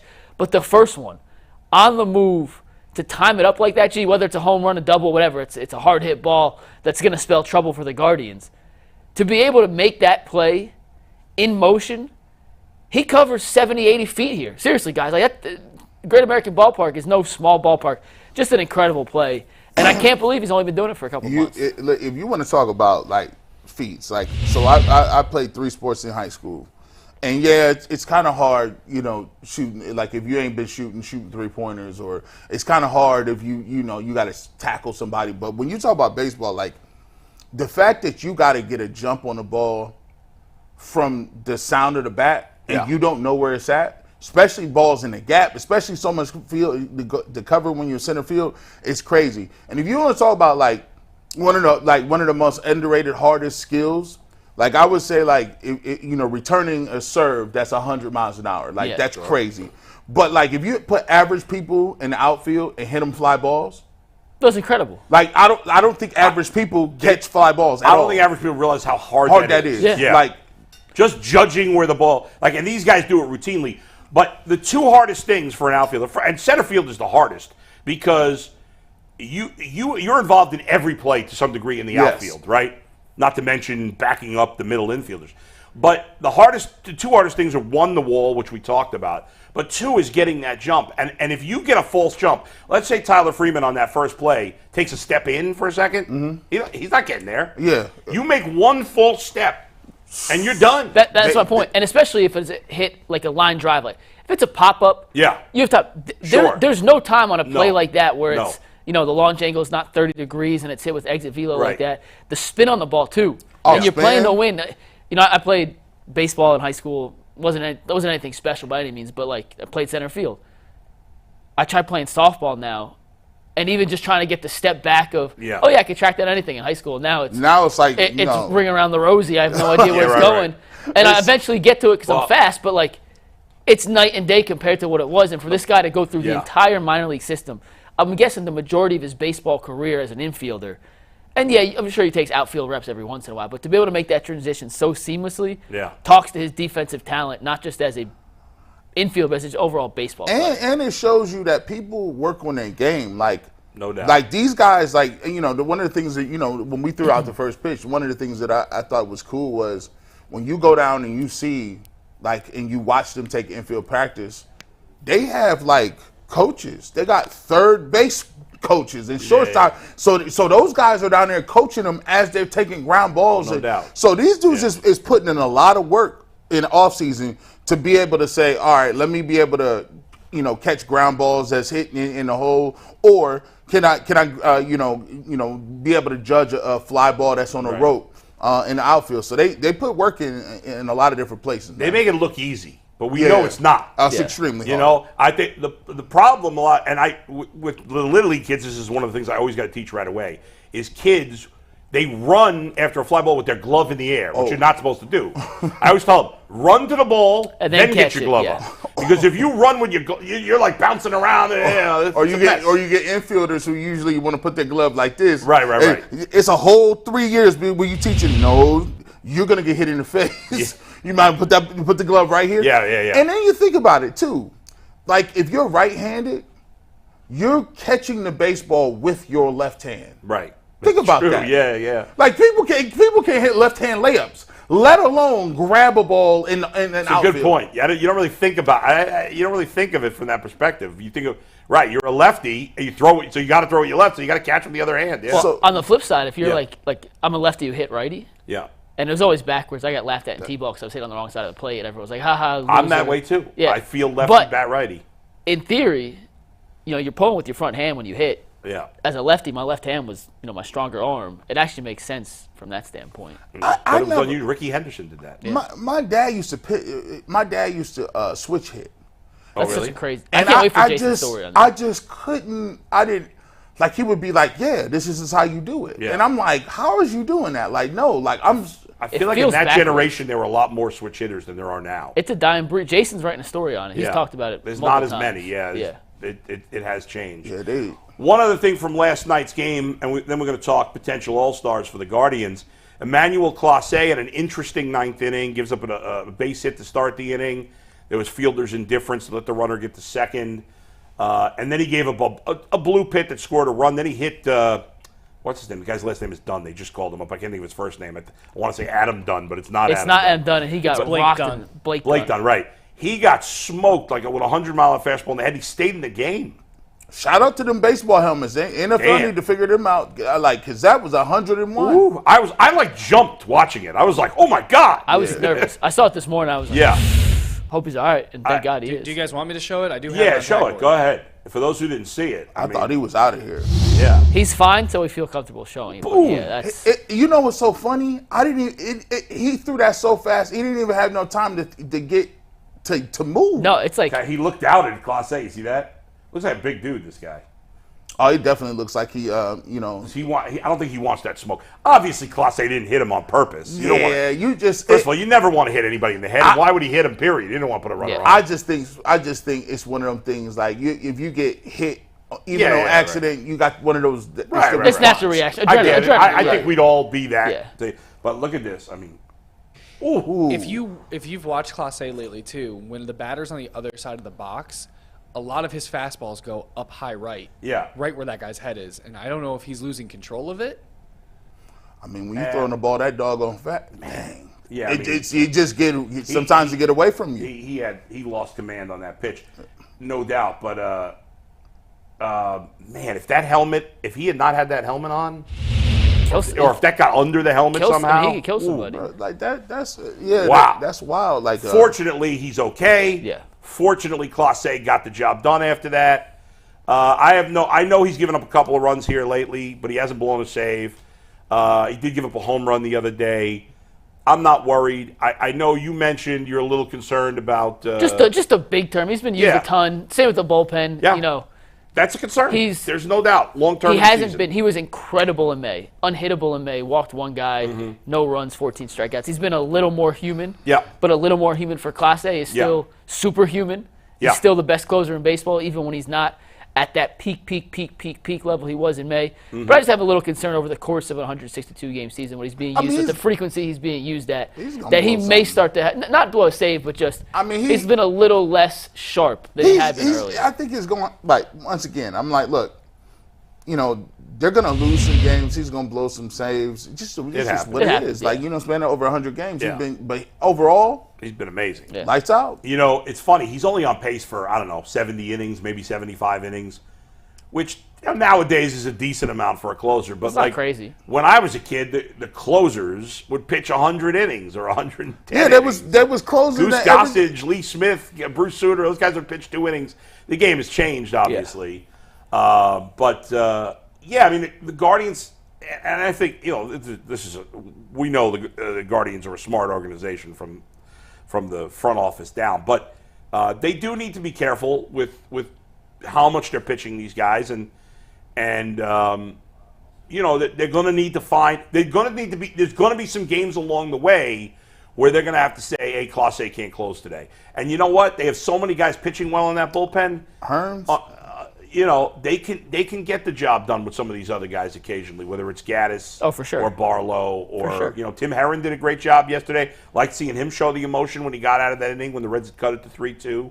I actually think McKenzie, he could have easily given up 4 runs in that first inning, and the game could have gotten out of control. He gets bailed out by Freeman. I thought he actually pitched very well the rest of the game, but as you guys both said on our call earlier, he has you holding your breath every time. He be getting hit hard. Yeah, there's no doubt. He has a lot of loud outs. Like he'd be like, man, like it just seems like when he first came up, he had more movement, more electricity around. 100%. What he was throwing. And more velocity. More velocity. Everything.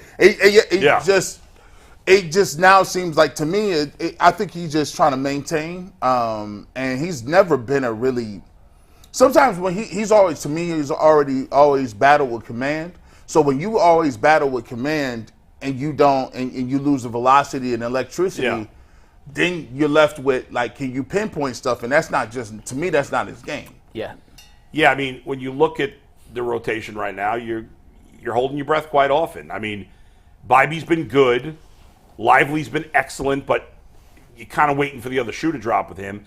Everybody else has been a major question mark in the Carrasco, rotation. medium sauce. Yeah, I mean, there's just there's no way to trust any of those guys, which is why we've talked time and time again about the starting rotation. Great pitching matchup today. I'd like to, like, we saw Bibby pitch on Thursday when we went to the game, and I thought he had a chance to go 7 innings. He didn't even get an out in the 6th because he couldn't finish these innings. Where's Gavin Williams at, man? Well, he is now making another rehab start, I think, Saturday. We need that. So he's getting closer. I would think we might see him 2 weeks, maybe. Nick Lodolo's a good young lefty for the Reds. They have some good young pitchers. They do. He and Hunter Green in particular are really good.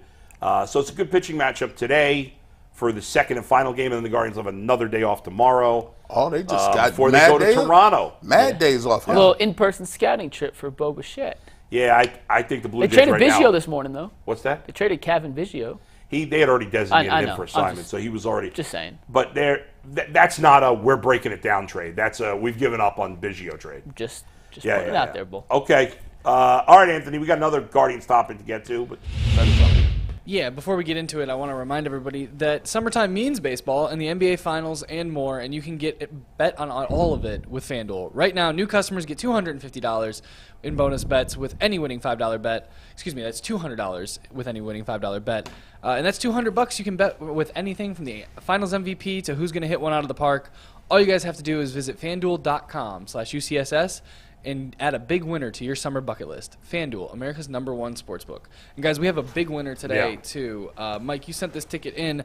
I believe it is a bet with every single baseball money line yesterday. It turned 20 cents into $619. Yeah, my guy Alex, who sent it to us via email, who said, I promise you this is the best bet you'll ever see.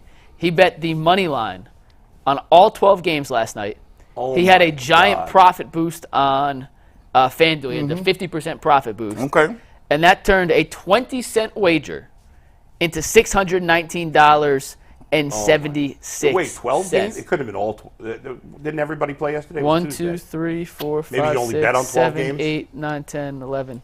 This is a 12-leg parlay, so maybe only 12. I thought that was all of them. He hit the money line on 12 games. All you know 12. what the odds of that? Yeah, I can tell you the exact odds. It was plus 15, 151,000. But you know, of course, what I'm thinking right now. He should bet $1. Oh, my God, how do you bet 20 cents?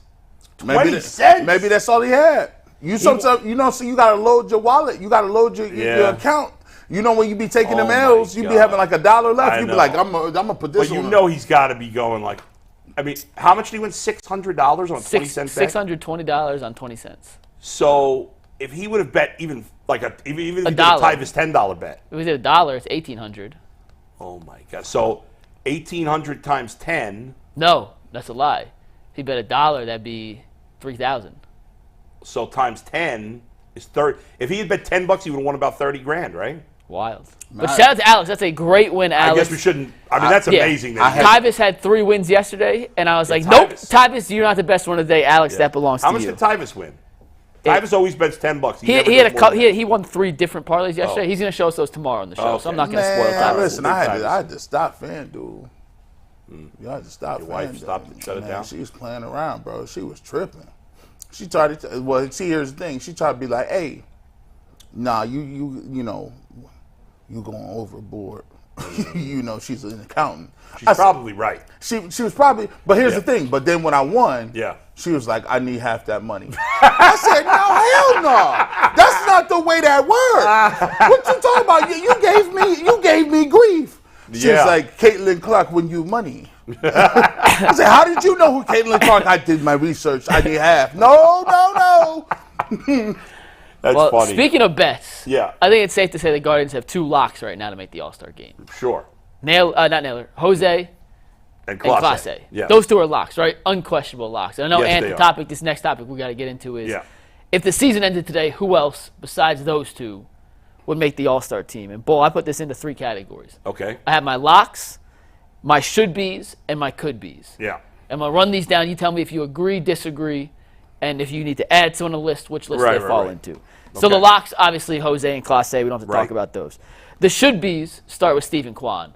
And I understand he missed a month of the season. He's still hitting 380, which we talked about earlier. He has more 2-hit and 3-hit games than he has no-hit games this season. He'll reach, like I said, the qualified plate appearance number to be the league leader in batting average when the All-Star game rolls around. So I'm not worried about that. Why is he not in your right now?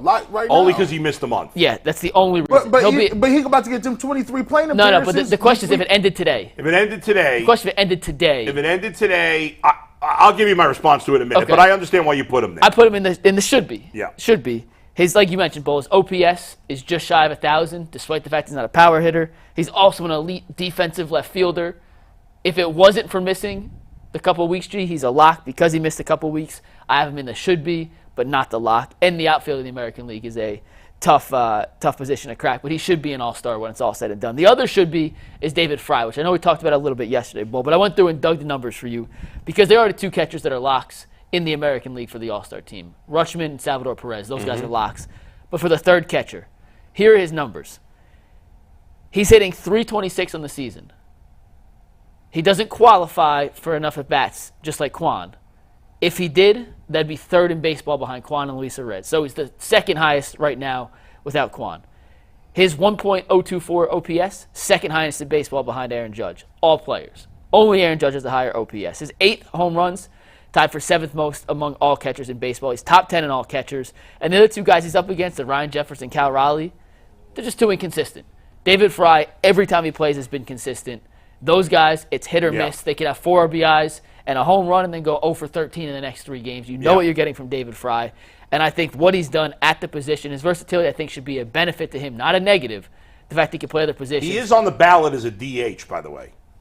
That doesn't mean he couldn't be in as a catcher. Fair. But he is on the ballot. He could get voted in as a DH, which he won't, but he could be. So I think he should be the 3rd catcher. So the 2 should-be's, and we'll get to the could-be's next. But your response to Kwan as a should-be and Fry as a should-be. Well, finish it all, and then we can comment on it. And then the could-be's are Naylor, Yeah. who at first base, he leads all Major League first basemen with 50 home runs. It's 5 more than Bryce Harper, who's second.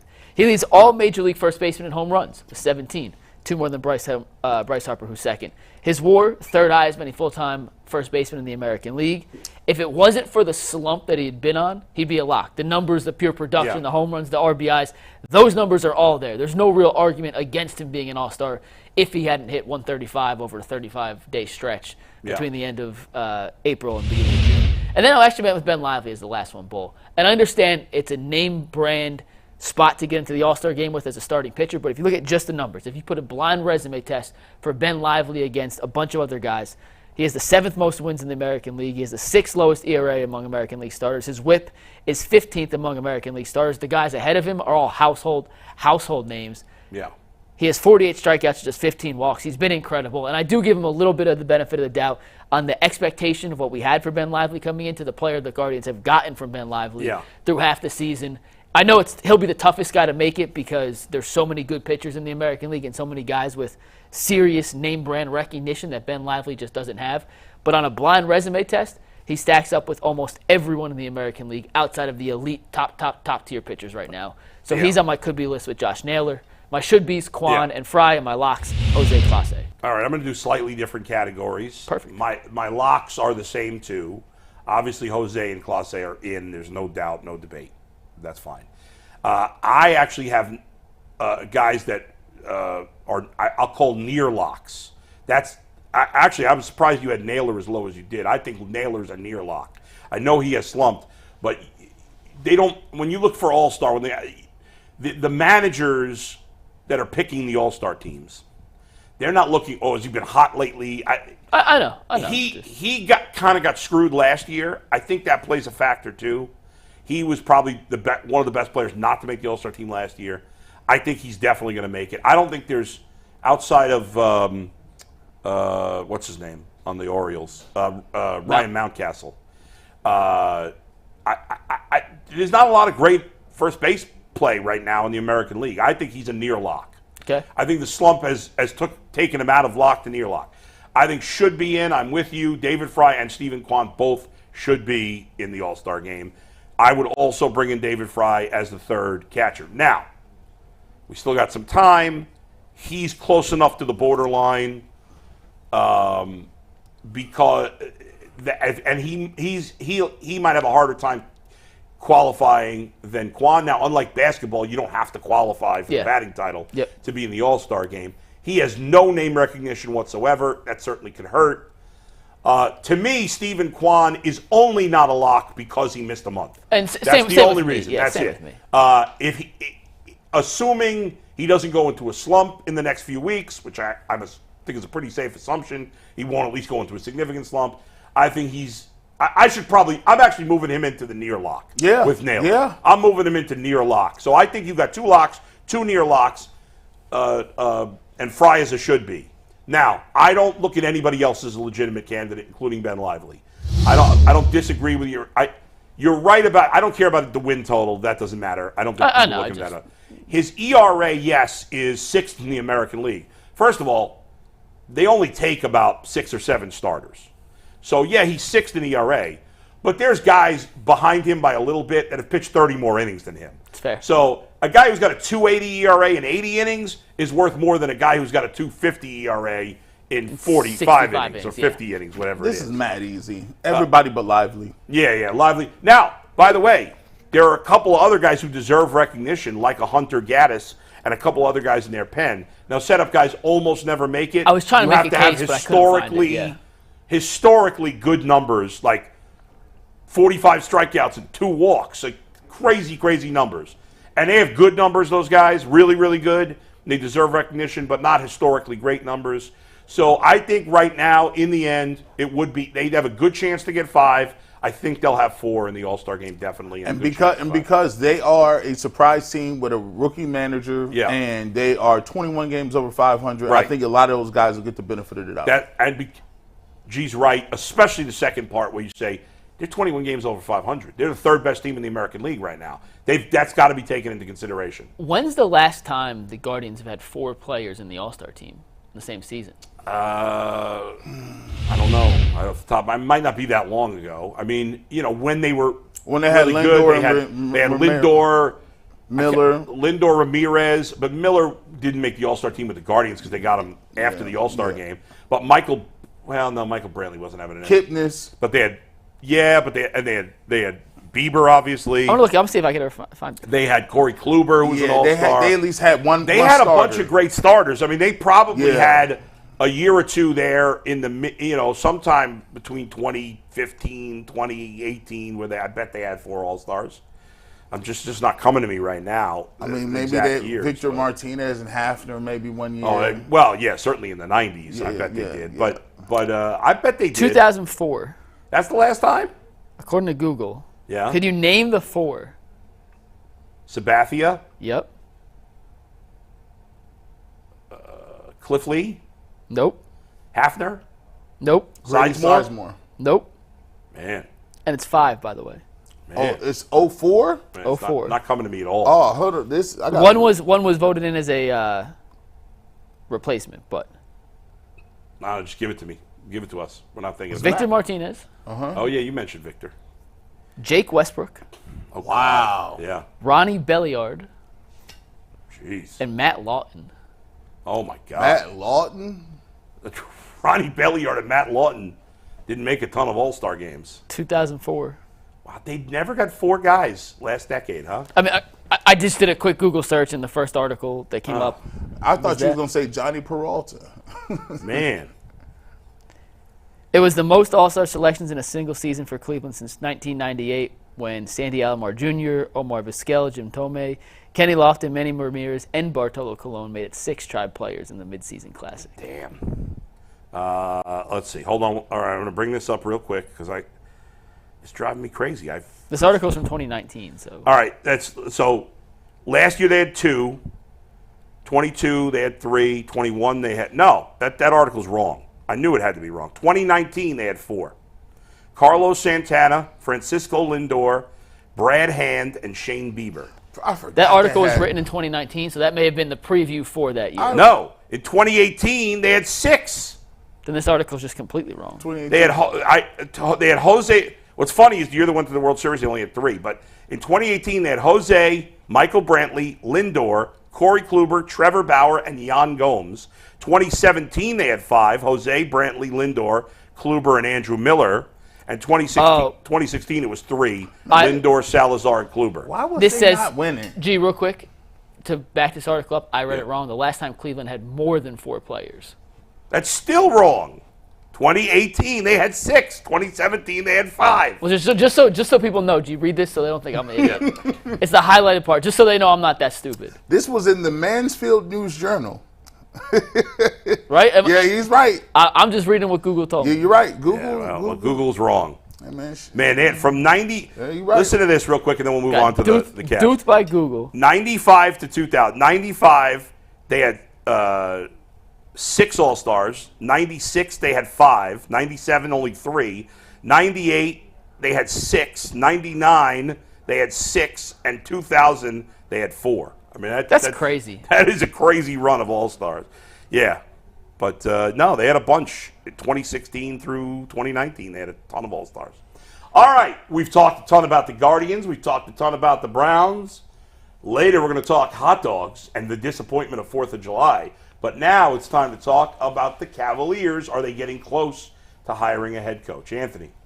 Yeah, guys, before we get into the Cavs, I want to remind you guys that if you're looking for Guardians tickets this season, there's no better place to get them than Game Time. You guys, you can save even more when you choose a section and let Game Time choose your seats for you.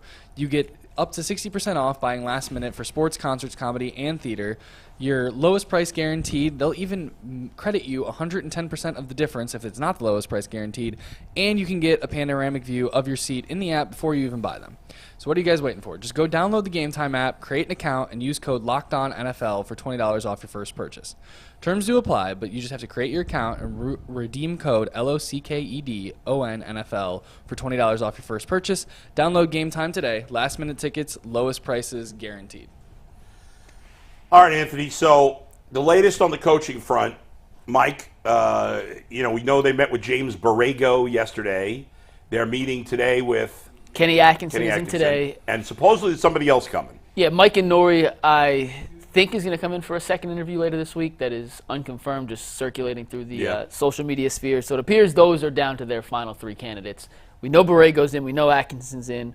We think Nori's going to get an in-person interview, and we will see what happens after that. And, G, you weren't here yesterday. Nope. So I want to start with you, then we'll take this out broader. But if that is the Cavs' final 3 in terms of their candidate choices, Atkinson, Borrego, Nori, is that the right 3 finalists from the bigger picture group they've interviewed, or is someone not there who, in your mind, should be?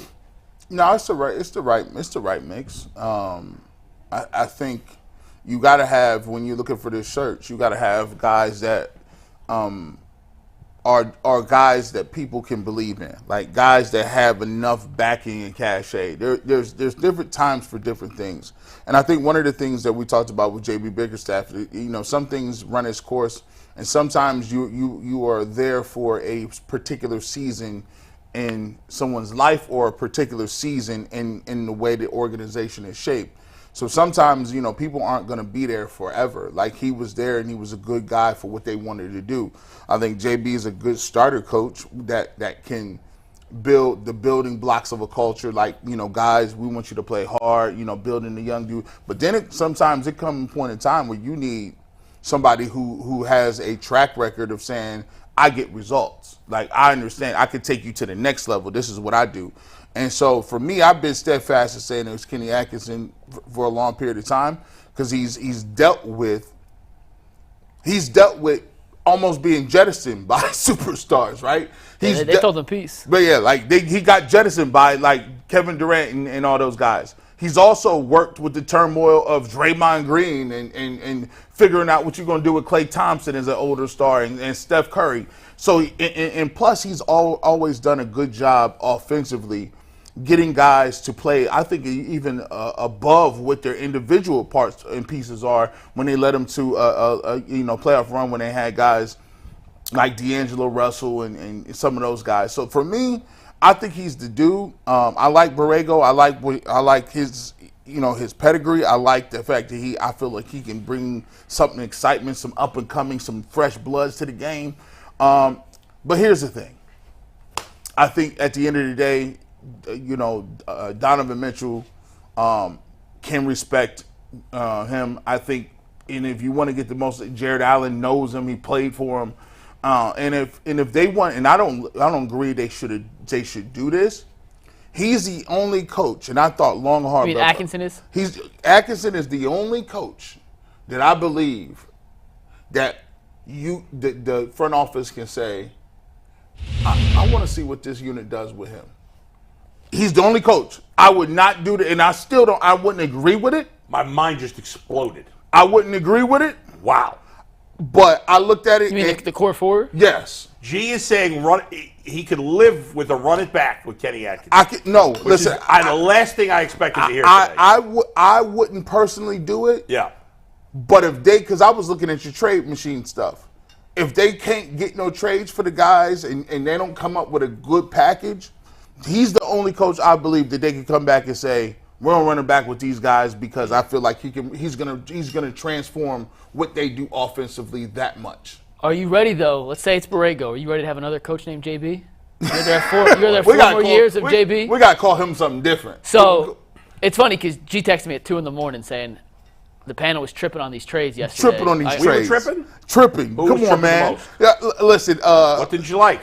Man, and Kyle Kuzma, I'm like, when they said Kyle Kuzma, they was like, I don't like Kuz. I said, boy, are you serious? Give me Kyle Kuzma. He's longer. He's athletic. He can shoot the ball. He shoot almost 40%, don't he? 36, 37? You didn't like I think I like the Spurs trade and the Magic. I like that. Like those? Actually, I like that trade. He liked all of them. I liked all of them. He wants to ship out Garland, though. He's steadfast. I'm with him. Everybody except for the Rockets deal. I think Van Vliet is a little he stepped back a little bit. He's old. He looked like he lost a step. But everybody else loved it. Back to the coaches thing real quick.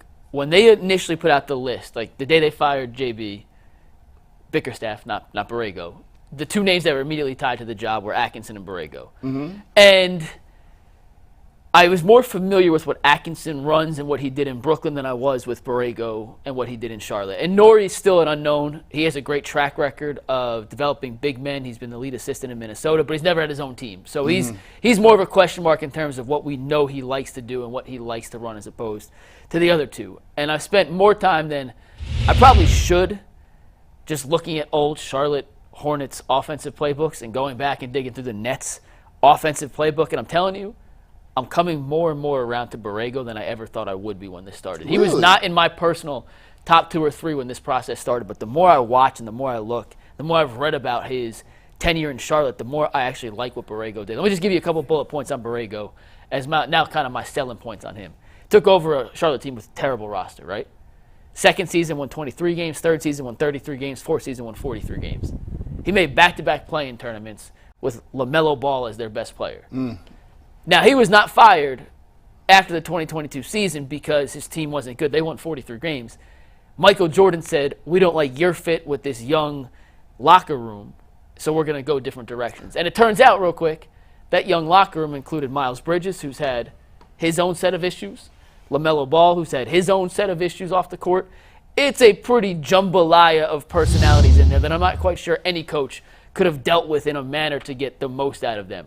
But when you look at what he runs offensively, and I'm going to do an Ultimate Cavs show tonight, I'm going to break some of this stuff down on that. I just didn't have the videos and time to put it together this morning. He runs a lot of stuff, G, that utilizes spacing in ways that the Cavs are going. It's going to be a foreign language to Cavs fans who haven't seen and have only watched J.B. Bickerstaff over the last few years. He has some little tweaks to pick and roll sets that get the backside cleared. So if you want to throw a lob, you're putting a defender in a pickle. He runs a little veer action at the top that Darius Garland and Donovan Mitchell, if they keep those two together, I think could excel. It worked for Devontae Graham and LaMelo Ball. If you can make it work that, and I'm talking like legitimately work, like I'll give you some of the numbers real quick. Not to get nerdy, Bull. I know basketball numbers aren't your favorite, but real quick. Give me some I like nerdy numbers, even basketball. His final season in Charlotte, or his 3 of his 4 seasons in Charlotte, his team was top 10 in the league in three-point attempts. Pace and space is the name of the game for Borrego. His last season, when they won 43 games, they are second in the league in points per game, 115.2. Fourth in three-point makes per game, 6th in three-point percentage per game, number 1 in assists per game. Ball movement's a key factor in their offense. Which we all would like to watch. Yeah, which is my point. That's fun basketball. It's a fun style of basketball. And with a bad roster, that roster was not good. They won 40. It's not a good roster. That last season, 8th in offensive rating, 3rd in assist rating, 2nd in assist-to-turnover ratio. They played the 6th quickest pace in basketball. They had the 2nd most corner threes. And you talk about, what one of the big issues with J.B. Bickerstaff was. Timeout, could he make an adjustment? You ready for this? And I spent way too much time, way too much time looking into this, that 2021-2022 season. In the half-court offense, just in the normal flow of the game, they averaged .903 points per possession. That was 29th in the NBA. After a timeout, or the end of a quarter, so where he gets a chance to set something up, that jumped up to .983 points per possession, 10th in the NBA. So he has the acumen, like tangible evidence. Yeah. It made a difference. And the lineups he played with in Charlotte mimic, and I know you're going to hate this, more of the core 4 than what Atkinson did with in Brooklyn. So I think Borrego, to me, I understand, but I think to me, Borrego has surpassed Atkinson as the guy I think makes the most sense for the job now. I think there's a lot to like about all 3 of these guys. It seems like the Cavs have done a really good job here of finding very good candidates. I think one of the things, you guys have talked both about both of them, I think something that you guys haven't mentioned about either of these guys, from James Borrego's point, and I know some people don't care about this, I like that he's younger. He's younger than the other two. Not that much younger than Nori, but he's significant. He's probably I think he's about 10 years younger than Atkinson. Atkinson's getting up, he's like 57, 58. That's a little old. Not too old, but it's a little old. So I kind of like that Nori's younger, 47 I think he is. I like that age-wise, not too young. I think Borrego's 44, 43, 44. I'm sorry, I meant Borrego's 40. That's what I meant. Borrego's, no, I think he's 47. Go ahead, look it up. Nori's like 50. I think Borrego's 47. So I like that he's younger, but not too 46, young. right? 46, right? But the one thing I'll say about Atkinson that I like also is I like a guy that had to pay his dues. Atkinson, I'm sure most people don't know this, I didn't know this until I looked it up. He played 15 years of professional basketball all over the world. Yep. He didn't play in the NBA. Wasn't good enough. He traveled all over the world. He was a grinder. And then after that, he had to grind to become a coach. His first job was some team I never heard of, whatever. And then eventually he got an opportunity in the NBA, and he was an assistant for a long time. And he got his first chance with Brooklyn. And, it didn't end great because the Stars pushed him out. But like you mentioned with some of the issues at Charlotte, it wasn't more of a coaching thing in Brooklyn either. It was more of his dynamic with the Stars. Yeah, I mean, and Kevin Durant and Kyrie Irving, let's face it. Tough to coach. They're not the easiest stars to deal with. I'm guessing Donovan Mitchell is easier to deal with than those two guys. Now, maybe they won't have chemistry either. But, Donovan Mitchell doesn't have the reputation of being a pain in the butt like Kyrie and Kevin Durant have at times in their career. So I think there's a lot to like about both those guys. Plus, they have experience, and there's something to be said for that, So I do like when you talk those numbers. I'm glad you gave those numbers because they made me a little excited about Borrego because I'd love to see. I think we'd all love to see the Cavs play this type of ball where they're moving the ball and getting assists all the time. And watch the Ultimate Cat. Think about it. Do 7:30. Yeah. And we'll do some more on the show if he's hired. But I am going to do a little. I spent way too much time. Ant was looking at me yesterday doing it. I watched a lot of Charlotte Hornets basketball from 2021, and I'm a psychopath for it. But it does fit the characteristics, especially with the two guards. The front court, you still have to make some work. But if Devontae Graham and LaMelo Ball could be as efficient and effective as they were with some of this action, neither of them are at the caliber of Donovan Mitchell. Right. And Darius should thrive in a system, or theoretically speaking, could thrive in a system like that to put him in the position to succeed. Speaking of Donovan Mitchell, do you need to do a read before we move on? No, we can just get right into this one. So speaking of Donovan Mitchell, I don't know how this topic even came up because to me this is an insane question. Guess where it came from? From the chat or Twitter or something? Twitter, there you go. Yeah. So I was scrolling Twitter over the weekend, and I don't remember. That's a big mistake. Scrolling Twitter? Yeah. Fair enough. Yeah. I was scrolling X over the weekend then. Yeah. Thank you for correcting me. I actually refuse to call it X. It's Twitter. Oh, I wasn't saying that because you said I know, Twitter. I I was was saying because, anyway, go ahead. And I forget who tweeted this initially. I saw my guy Mac had quote tweeted it, and then it turned into a whole discussion. Yeah. But the initial tweet was, man, just imagine if we still had Colin and Lori, we never made the Donovan trade. I think we'd be further along than we are now in the progression of the Cavs towards their chase of a championship. Was the person that tweeted that potentially brain damaged? I don't remember who tweeted it. Yeah. But I saw that, and I bookmarked it because I was like, I bookmarked Mac's response because I was like, I think we could have at least a fun conversation. Gee, on a scale of 1 to 10, how stupid is that take? 10 being the stupidest? It's like a 9.5 because that person that made that take probably says that they wanted to start something new after LeBron left. Yeah, that's definitely the same guy. We don't need LeBron because we're gonna start something on our own. You're on the money with that one. We're on the same page. Just before we go into this, that means we are all on the exact same page. Archie, keep cooking. Where are the Cavs if they never trade for Donovan and they have a team built around Markkanen, Sexton, DG, and Mobley? Where does that? First of all, I told you and Allen technically. When they started talking about keeping the next pick, that was Colin Sexton. That was ridiculous to start with. I think people in Cleveland don't really have they have a very difficult time gauging who's good and who's not.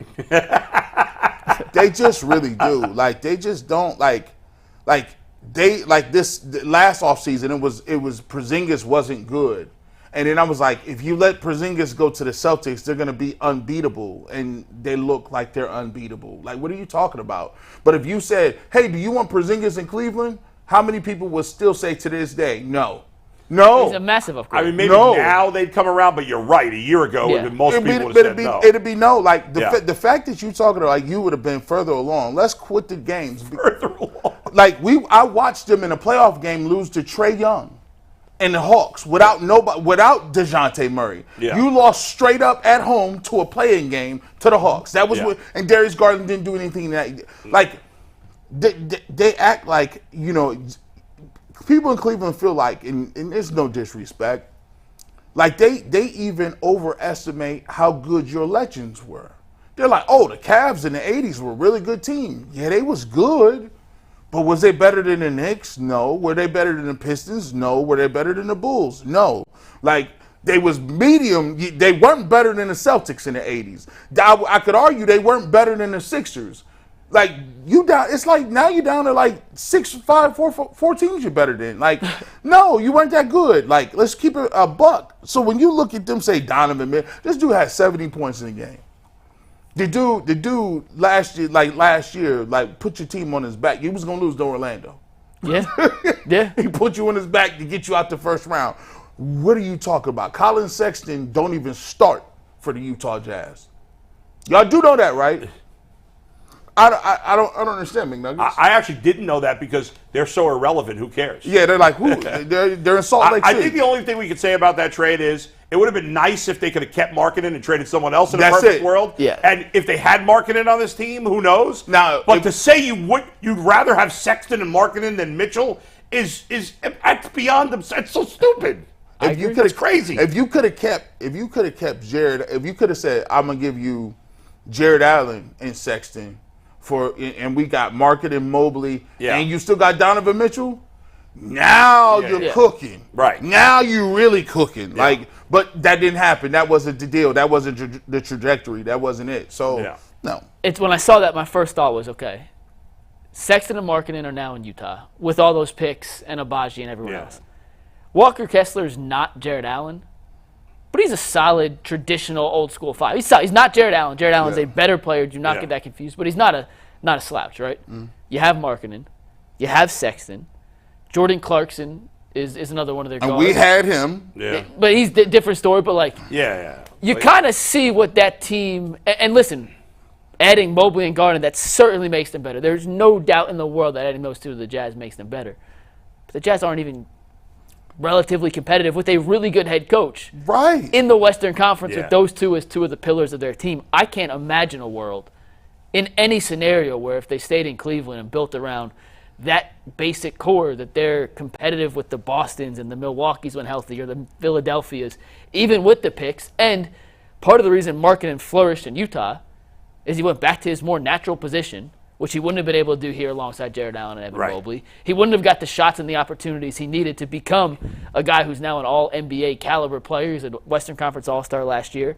Sexton is a good scorer. Do not get that twisted. He's a good scorer.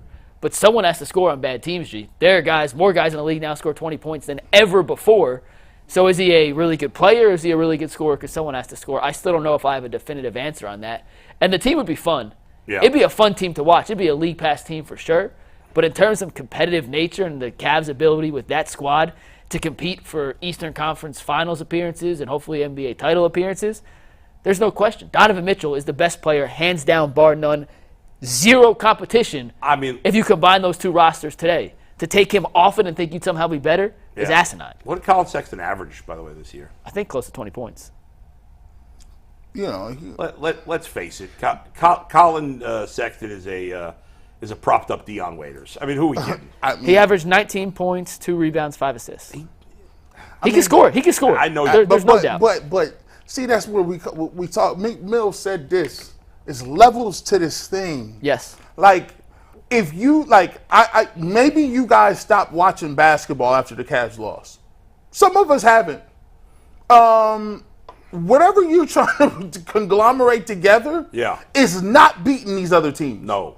At all. Like, you're not. Even if whoever came out of the West, even if it was the Timberwolves or the Nuggets or the Cavs aren't beating those teams, right? Like what are we talking about here? Where are the Cavs if they didn't make that trade? Are they? They're just, to me, they're a play-in team every year. I think they're between 6 and 10 in the East. Right. They're at best a just above play-in that loses in the first round.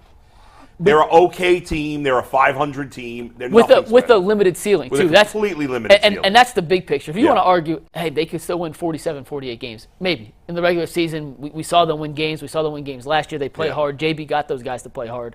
But when you're looking to compete at the highest level, there is just a significant cap on what that team – who's the best player on that team, G? Like Garland, which is bad. Like Mobley giving you 15 now. Yeah, I mean, I get the argument from the other side would be maybe Garland and Mobley are better now. Yeah. Anything's possible. There's no way to know that. And Sexton's 60% of whatever. Mitchell. If you're gonna be that, I don't in a vacuum. 60%. No, but I'm just saying you could talk yourself into problem with the NBA when you compare players because I don't think I watched Colin Sexton play once this year. If you compare players by numbers, right? In baseball, you could have a whole team where there's no good hitters. Yeah. There doesn't have to be somebody hitting well. In football, you could have a team with no good wide receivers. Yep. You could have a team with no good running backs.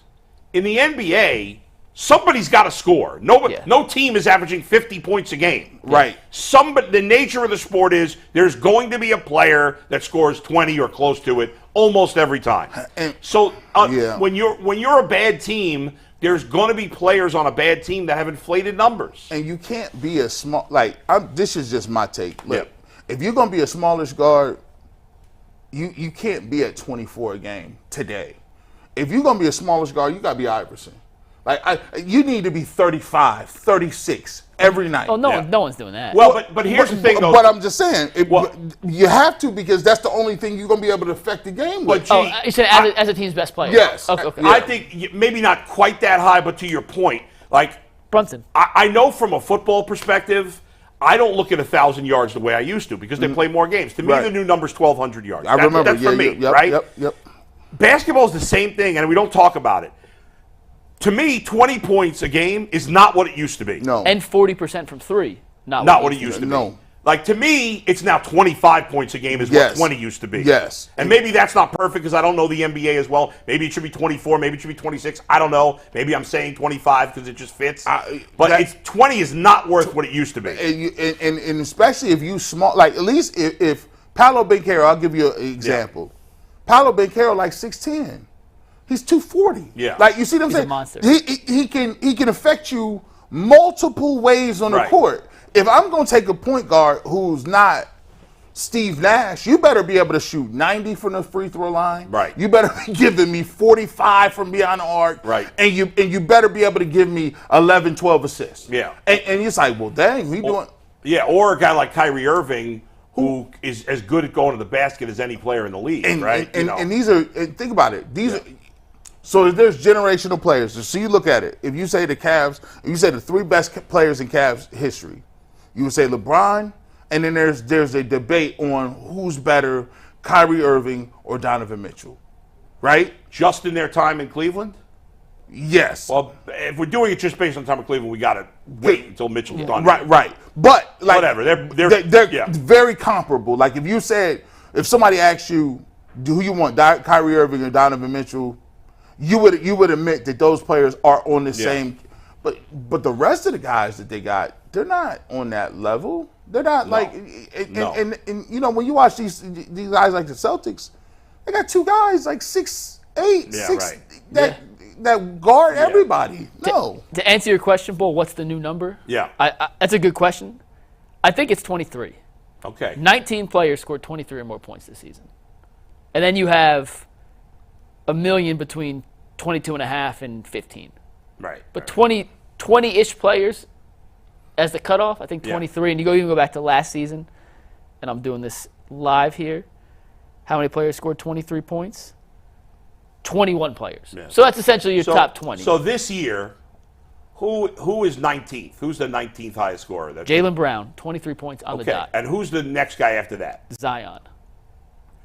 That feels like a good line of and demarcation. then Cade Cunningham is 21st. Yeah, which goes into, do you consider Cade Cunningham an elite scorer or someone scoring? I think you're right. I think 23 is the new 20. But here's the thing. And real quick, here are the guys in the next 10. These are the next 10. You tell me how many great scorers are in this next 10 after that. So Zion's 20. Yeah. Cade Cunningham, 21. Not a score siesta. Yeah. Paul George. Paolo Banchero. Jaren Jackson Jr., not a great scorer. Someone has to score. DeJounte Murray. Someone has to score. Yeah. He's a good player, but someone has to score. Yeah. Cam Thomas on the Nets. Someone has to score. Yeah. Kyle Kuzma. Someone has to score. Cat and Siakam. Yeah, I mean, outside of Banchero, who's on the rise, most of those other guys are either on bad teams and somebody's got to score, or they're really good players, but not elite scoring players. DeJounte Murray. Yeah. Or Paul George, who has other options. Right, who's older now and whatever. Now they're not, but, you know, more than ever, I do believe that there is a top, like, 6 or 7 where you look up and you're like, man, Brunson got 30 again. Luka got 30 again. Right, Embiid got 30 again. Like, you know what I'm saying? Like, that high echelon, like, dang, Tatum got 30 or Jaylen Brown. You see, there's like a 10-ish group where it's like, man, they consistently getting 30. And I'm like, I don't remember. And, you know, you go back and you say, oh, I see Kobe or T-Mac or some guys like that getting 30, but it wasn't Iverson. Everybody wasn't getting 30. No. And Mike, where did Sexton finish in scoring? 49th. Yeah. Yeah, I mean, that's not special. Man, that ain't it. All right, Anthony, what do we got? Some super chats? We got some super chats, but we asked the chat, and then we also put it on our community tab, the same question of who would you rather have, Markkanen and Sexton or Mitchell? The chat said 30% of you guys would think that you'd be better off without the Mitchell trade. 71% said that we were better with the Mitchell trade. 30%? 30% of the live chat, out of about 200 votes. We had 1,000 votes over on the community tab, and only 17% are picking not to trade. Even that is... I told you that there's a faction of the fan base who truly believes that. Well, I think it's more buyer's remorse.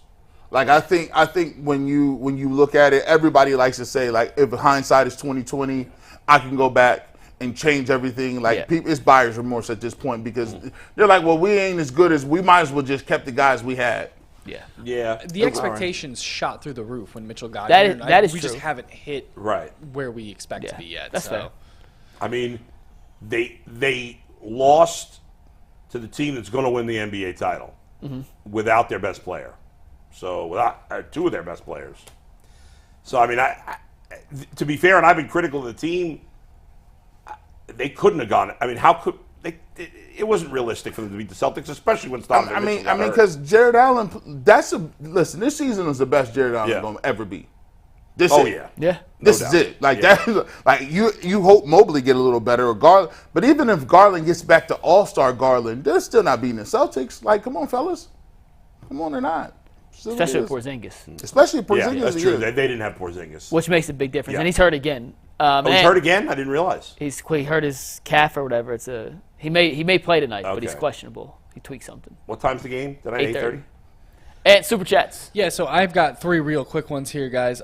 Skilly says, first time I've been able to watch live in quite a while, but I can only watch for 30 minutes. Love you guys. Appreciate you, Skilly. From Thanks, Zach Skilly. Huffman. Yeah, that was Skilly. Zach Huffman says, Bull, how many All-Stars will the Guardians have? We covered that already. Yeah. And then would Kwan hit it, even though he missed a month? We covered that as well. I will say, if I'm going to predict right now, I just feel like, I hope I'm wrong.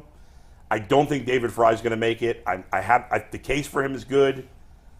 I just think he's so obscure Is he the starting catcher, technically? For the Guardians? Yes. I mean, see, that's the hard part. Really. It's see tricky. what I'm saying? Like, is he the starting catcher? I hope they find a way to get him in, and baseball's done a much better job in recent years of getting guys that do things like him. I think he's got a chance, but I'm going to predict right now it's 4, Clase, Jose, Kwan, and Naylor. I'm going to say 4, which we would not have guessed 4 before the season. No. And the fact that they have 5, certainly 5, and maybe 6 or 7 legitimate candidates is pretty impressive. Go ahead, Anthony. All right, our last one is from Hyper Frosty. I'm assuming this is who sent on our ticket earlier. It says 20 cents was the last 20 cents I had in my account. Yeah, I told you. There you go. I told you. Well, now he's got $600 to play with. Dude, that is, I got to tell you, as someone who picks baseball games, that is so hard. Baseball is way harder than picking football. And I used to even have a little strategy where I used to pick it in like the 6th inning. And I'm like, I'm going to go ahead and put some money down. They up 2. That don't even work. Yeah. That don't never work. I'm like, dang, this is kind of crazy. That's impressive. That crazy good. My hope for him is that he won more money, but that's pretty good. You basically were given $600 of free money essentially. And I know we got 4 minutes. You want to do your top 5 real quick?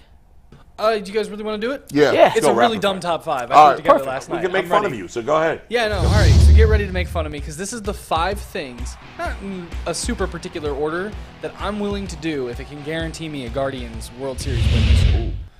All right, so we'll start with number 5 here, Steve. We can take it. I'm down to try stand-up again. I said I wasn't going to do it again this year, but if it means the Guardians win a World Series, I'll get back up there and try it one more time. I think you should do all 5 of these things in hopes that it will lead to the Guardians. Let's get through all 5 of them first before we agree to that. Right. This might be a stand-up I'm down routine. to give up video games for the rest of the MLB season, which is probably the hardest one on this list for me personally. It's my only hobby outside of working. And the new NCAA games coming out in July. Yeah, Mike and I are gonna, well, working's not a hobby, Anthony, so it's your only hobby. It's basically my only hobby. Hit me on that PS5. Damn. Can you cross-play the new NCAA game? No. Well, I have an Xbox, so we're good. Oh, we're okay. Good, yeah, you and I are good. We're good for that. I bought an Xbox just for this. Why would you buy an Xbox? You got a PS5. No, I'm an Xbox guy. I didn't have. The controller's more comfortable. I done flip-flopped 6 times. Are you gonna get in the college game? You have to. I'll play. I don't know. I mean, I don't know that he wants. He's not that into sports games. He likes the adventure games and the action games. All right, man. Go ahead. All right, so number 3, I'm willing to leave UCSS and go bartend permanently forever again. Like I'm willing to leave and go back to my old career. Oh, that's terrible. If it means we can win. That guy. No offense, Anthony. That guy's got a way much better shape than you. Yeah, I gotta pick a good body to put my head on. Mine's not that great. Call, the bartending call is not cool. Like He's a former bartender. Who? Bartenders. I got a good friend, my oldest friend. I've known him since like kindergarten, basically. He's an aspiring writer, and it just hasn't gone for him. But he has been his whole life a bartender. And he bartends in Manhattan. Well, he makes good money. money. You can make very good money. You can make great money. Yeah, doing it. Especially in Manhattan, where drinks are probably like insane amount of money. It's the lifestyle more than the money. You can make good money bartending. Yeah. It is. But it's a tough lifestyle. No 10 doubt. times harder than anything we do for this job. Like I would. Oh yeah. If I had the choice, I'd never go back. Like you got to talk to all them people and get these. Like, come on, bro. You don't even want to talk to half them people and get them tips. That's true too. All right, 2 more. What's girls number 2? get better tips as bartenders, which they should because girls are nicer generally. And there was a few times they asked why there was a male bartender working. Yeah, nobody wants. Whenever I get, by the way, whenever I go to a restaurant and I get a male waiter, I'm like, ugh. That's crazy. First of all, women are. I mean, women are better. Let's face it. Women are better at most things than men. We're not going. Most guys won't admit that. I'm man enough to admit that that's true. They are better than us at most things. Certainly, like just women just have better personalities in general. They're more friendly as waiters. Most male waiters are d-bags. Almost all cases. Go ahead. All right. So number 2, backpack across South America, the entire South America. The whole thing. I mean, you could die doing that. Exactly, but I'm down to do it if it means a World Series. Okay. He has to risk your life for the Guardians. He has to put a GoPro attached to VMix nonstop. So he can follow every move. Did you know that there is no road that connects South America and North America? I did not know that. I only saw his TikTok. It's called the Darien Gap. Okay. It's like woods and jungles and stuff. Last one, what's number one? Last one, which probably will actually kill me, a full speed tackle from Myles Garrett.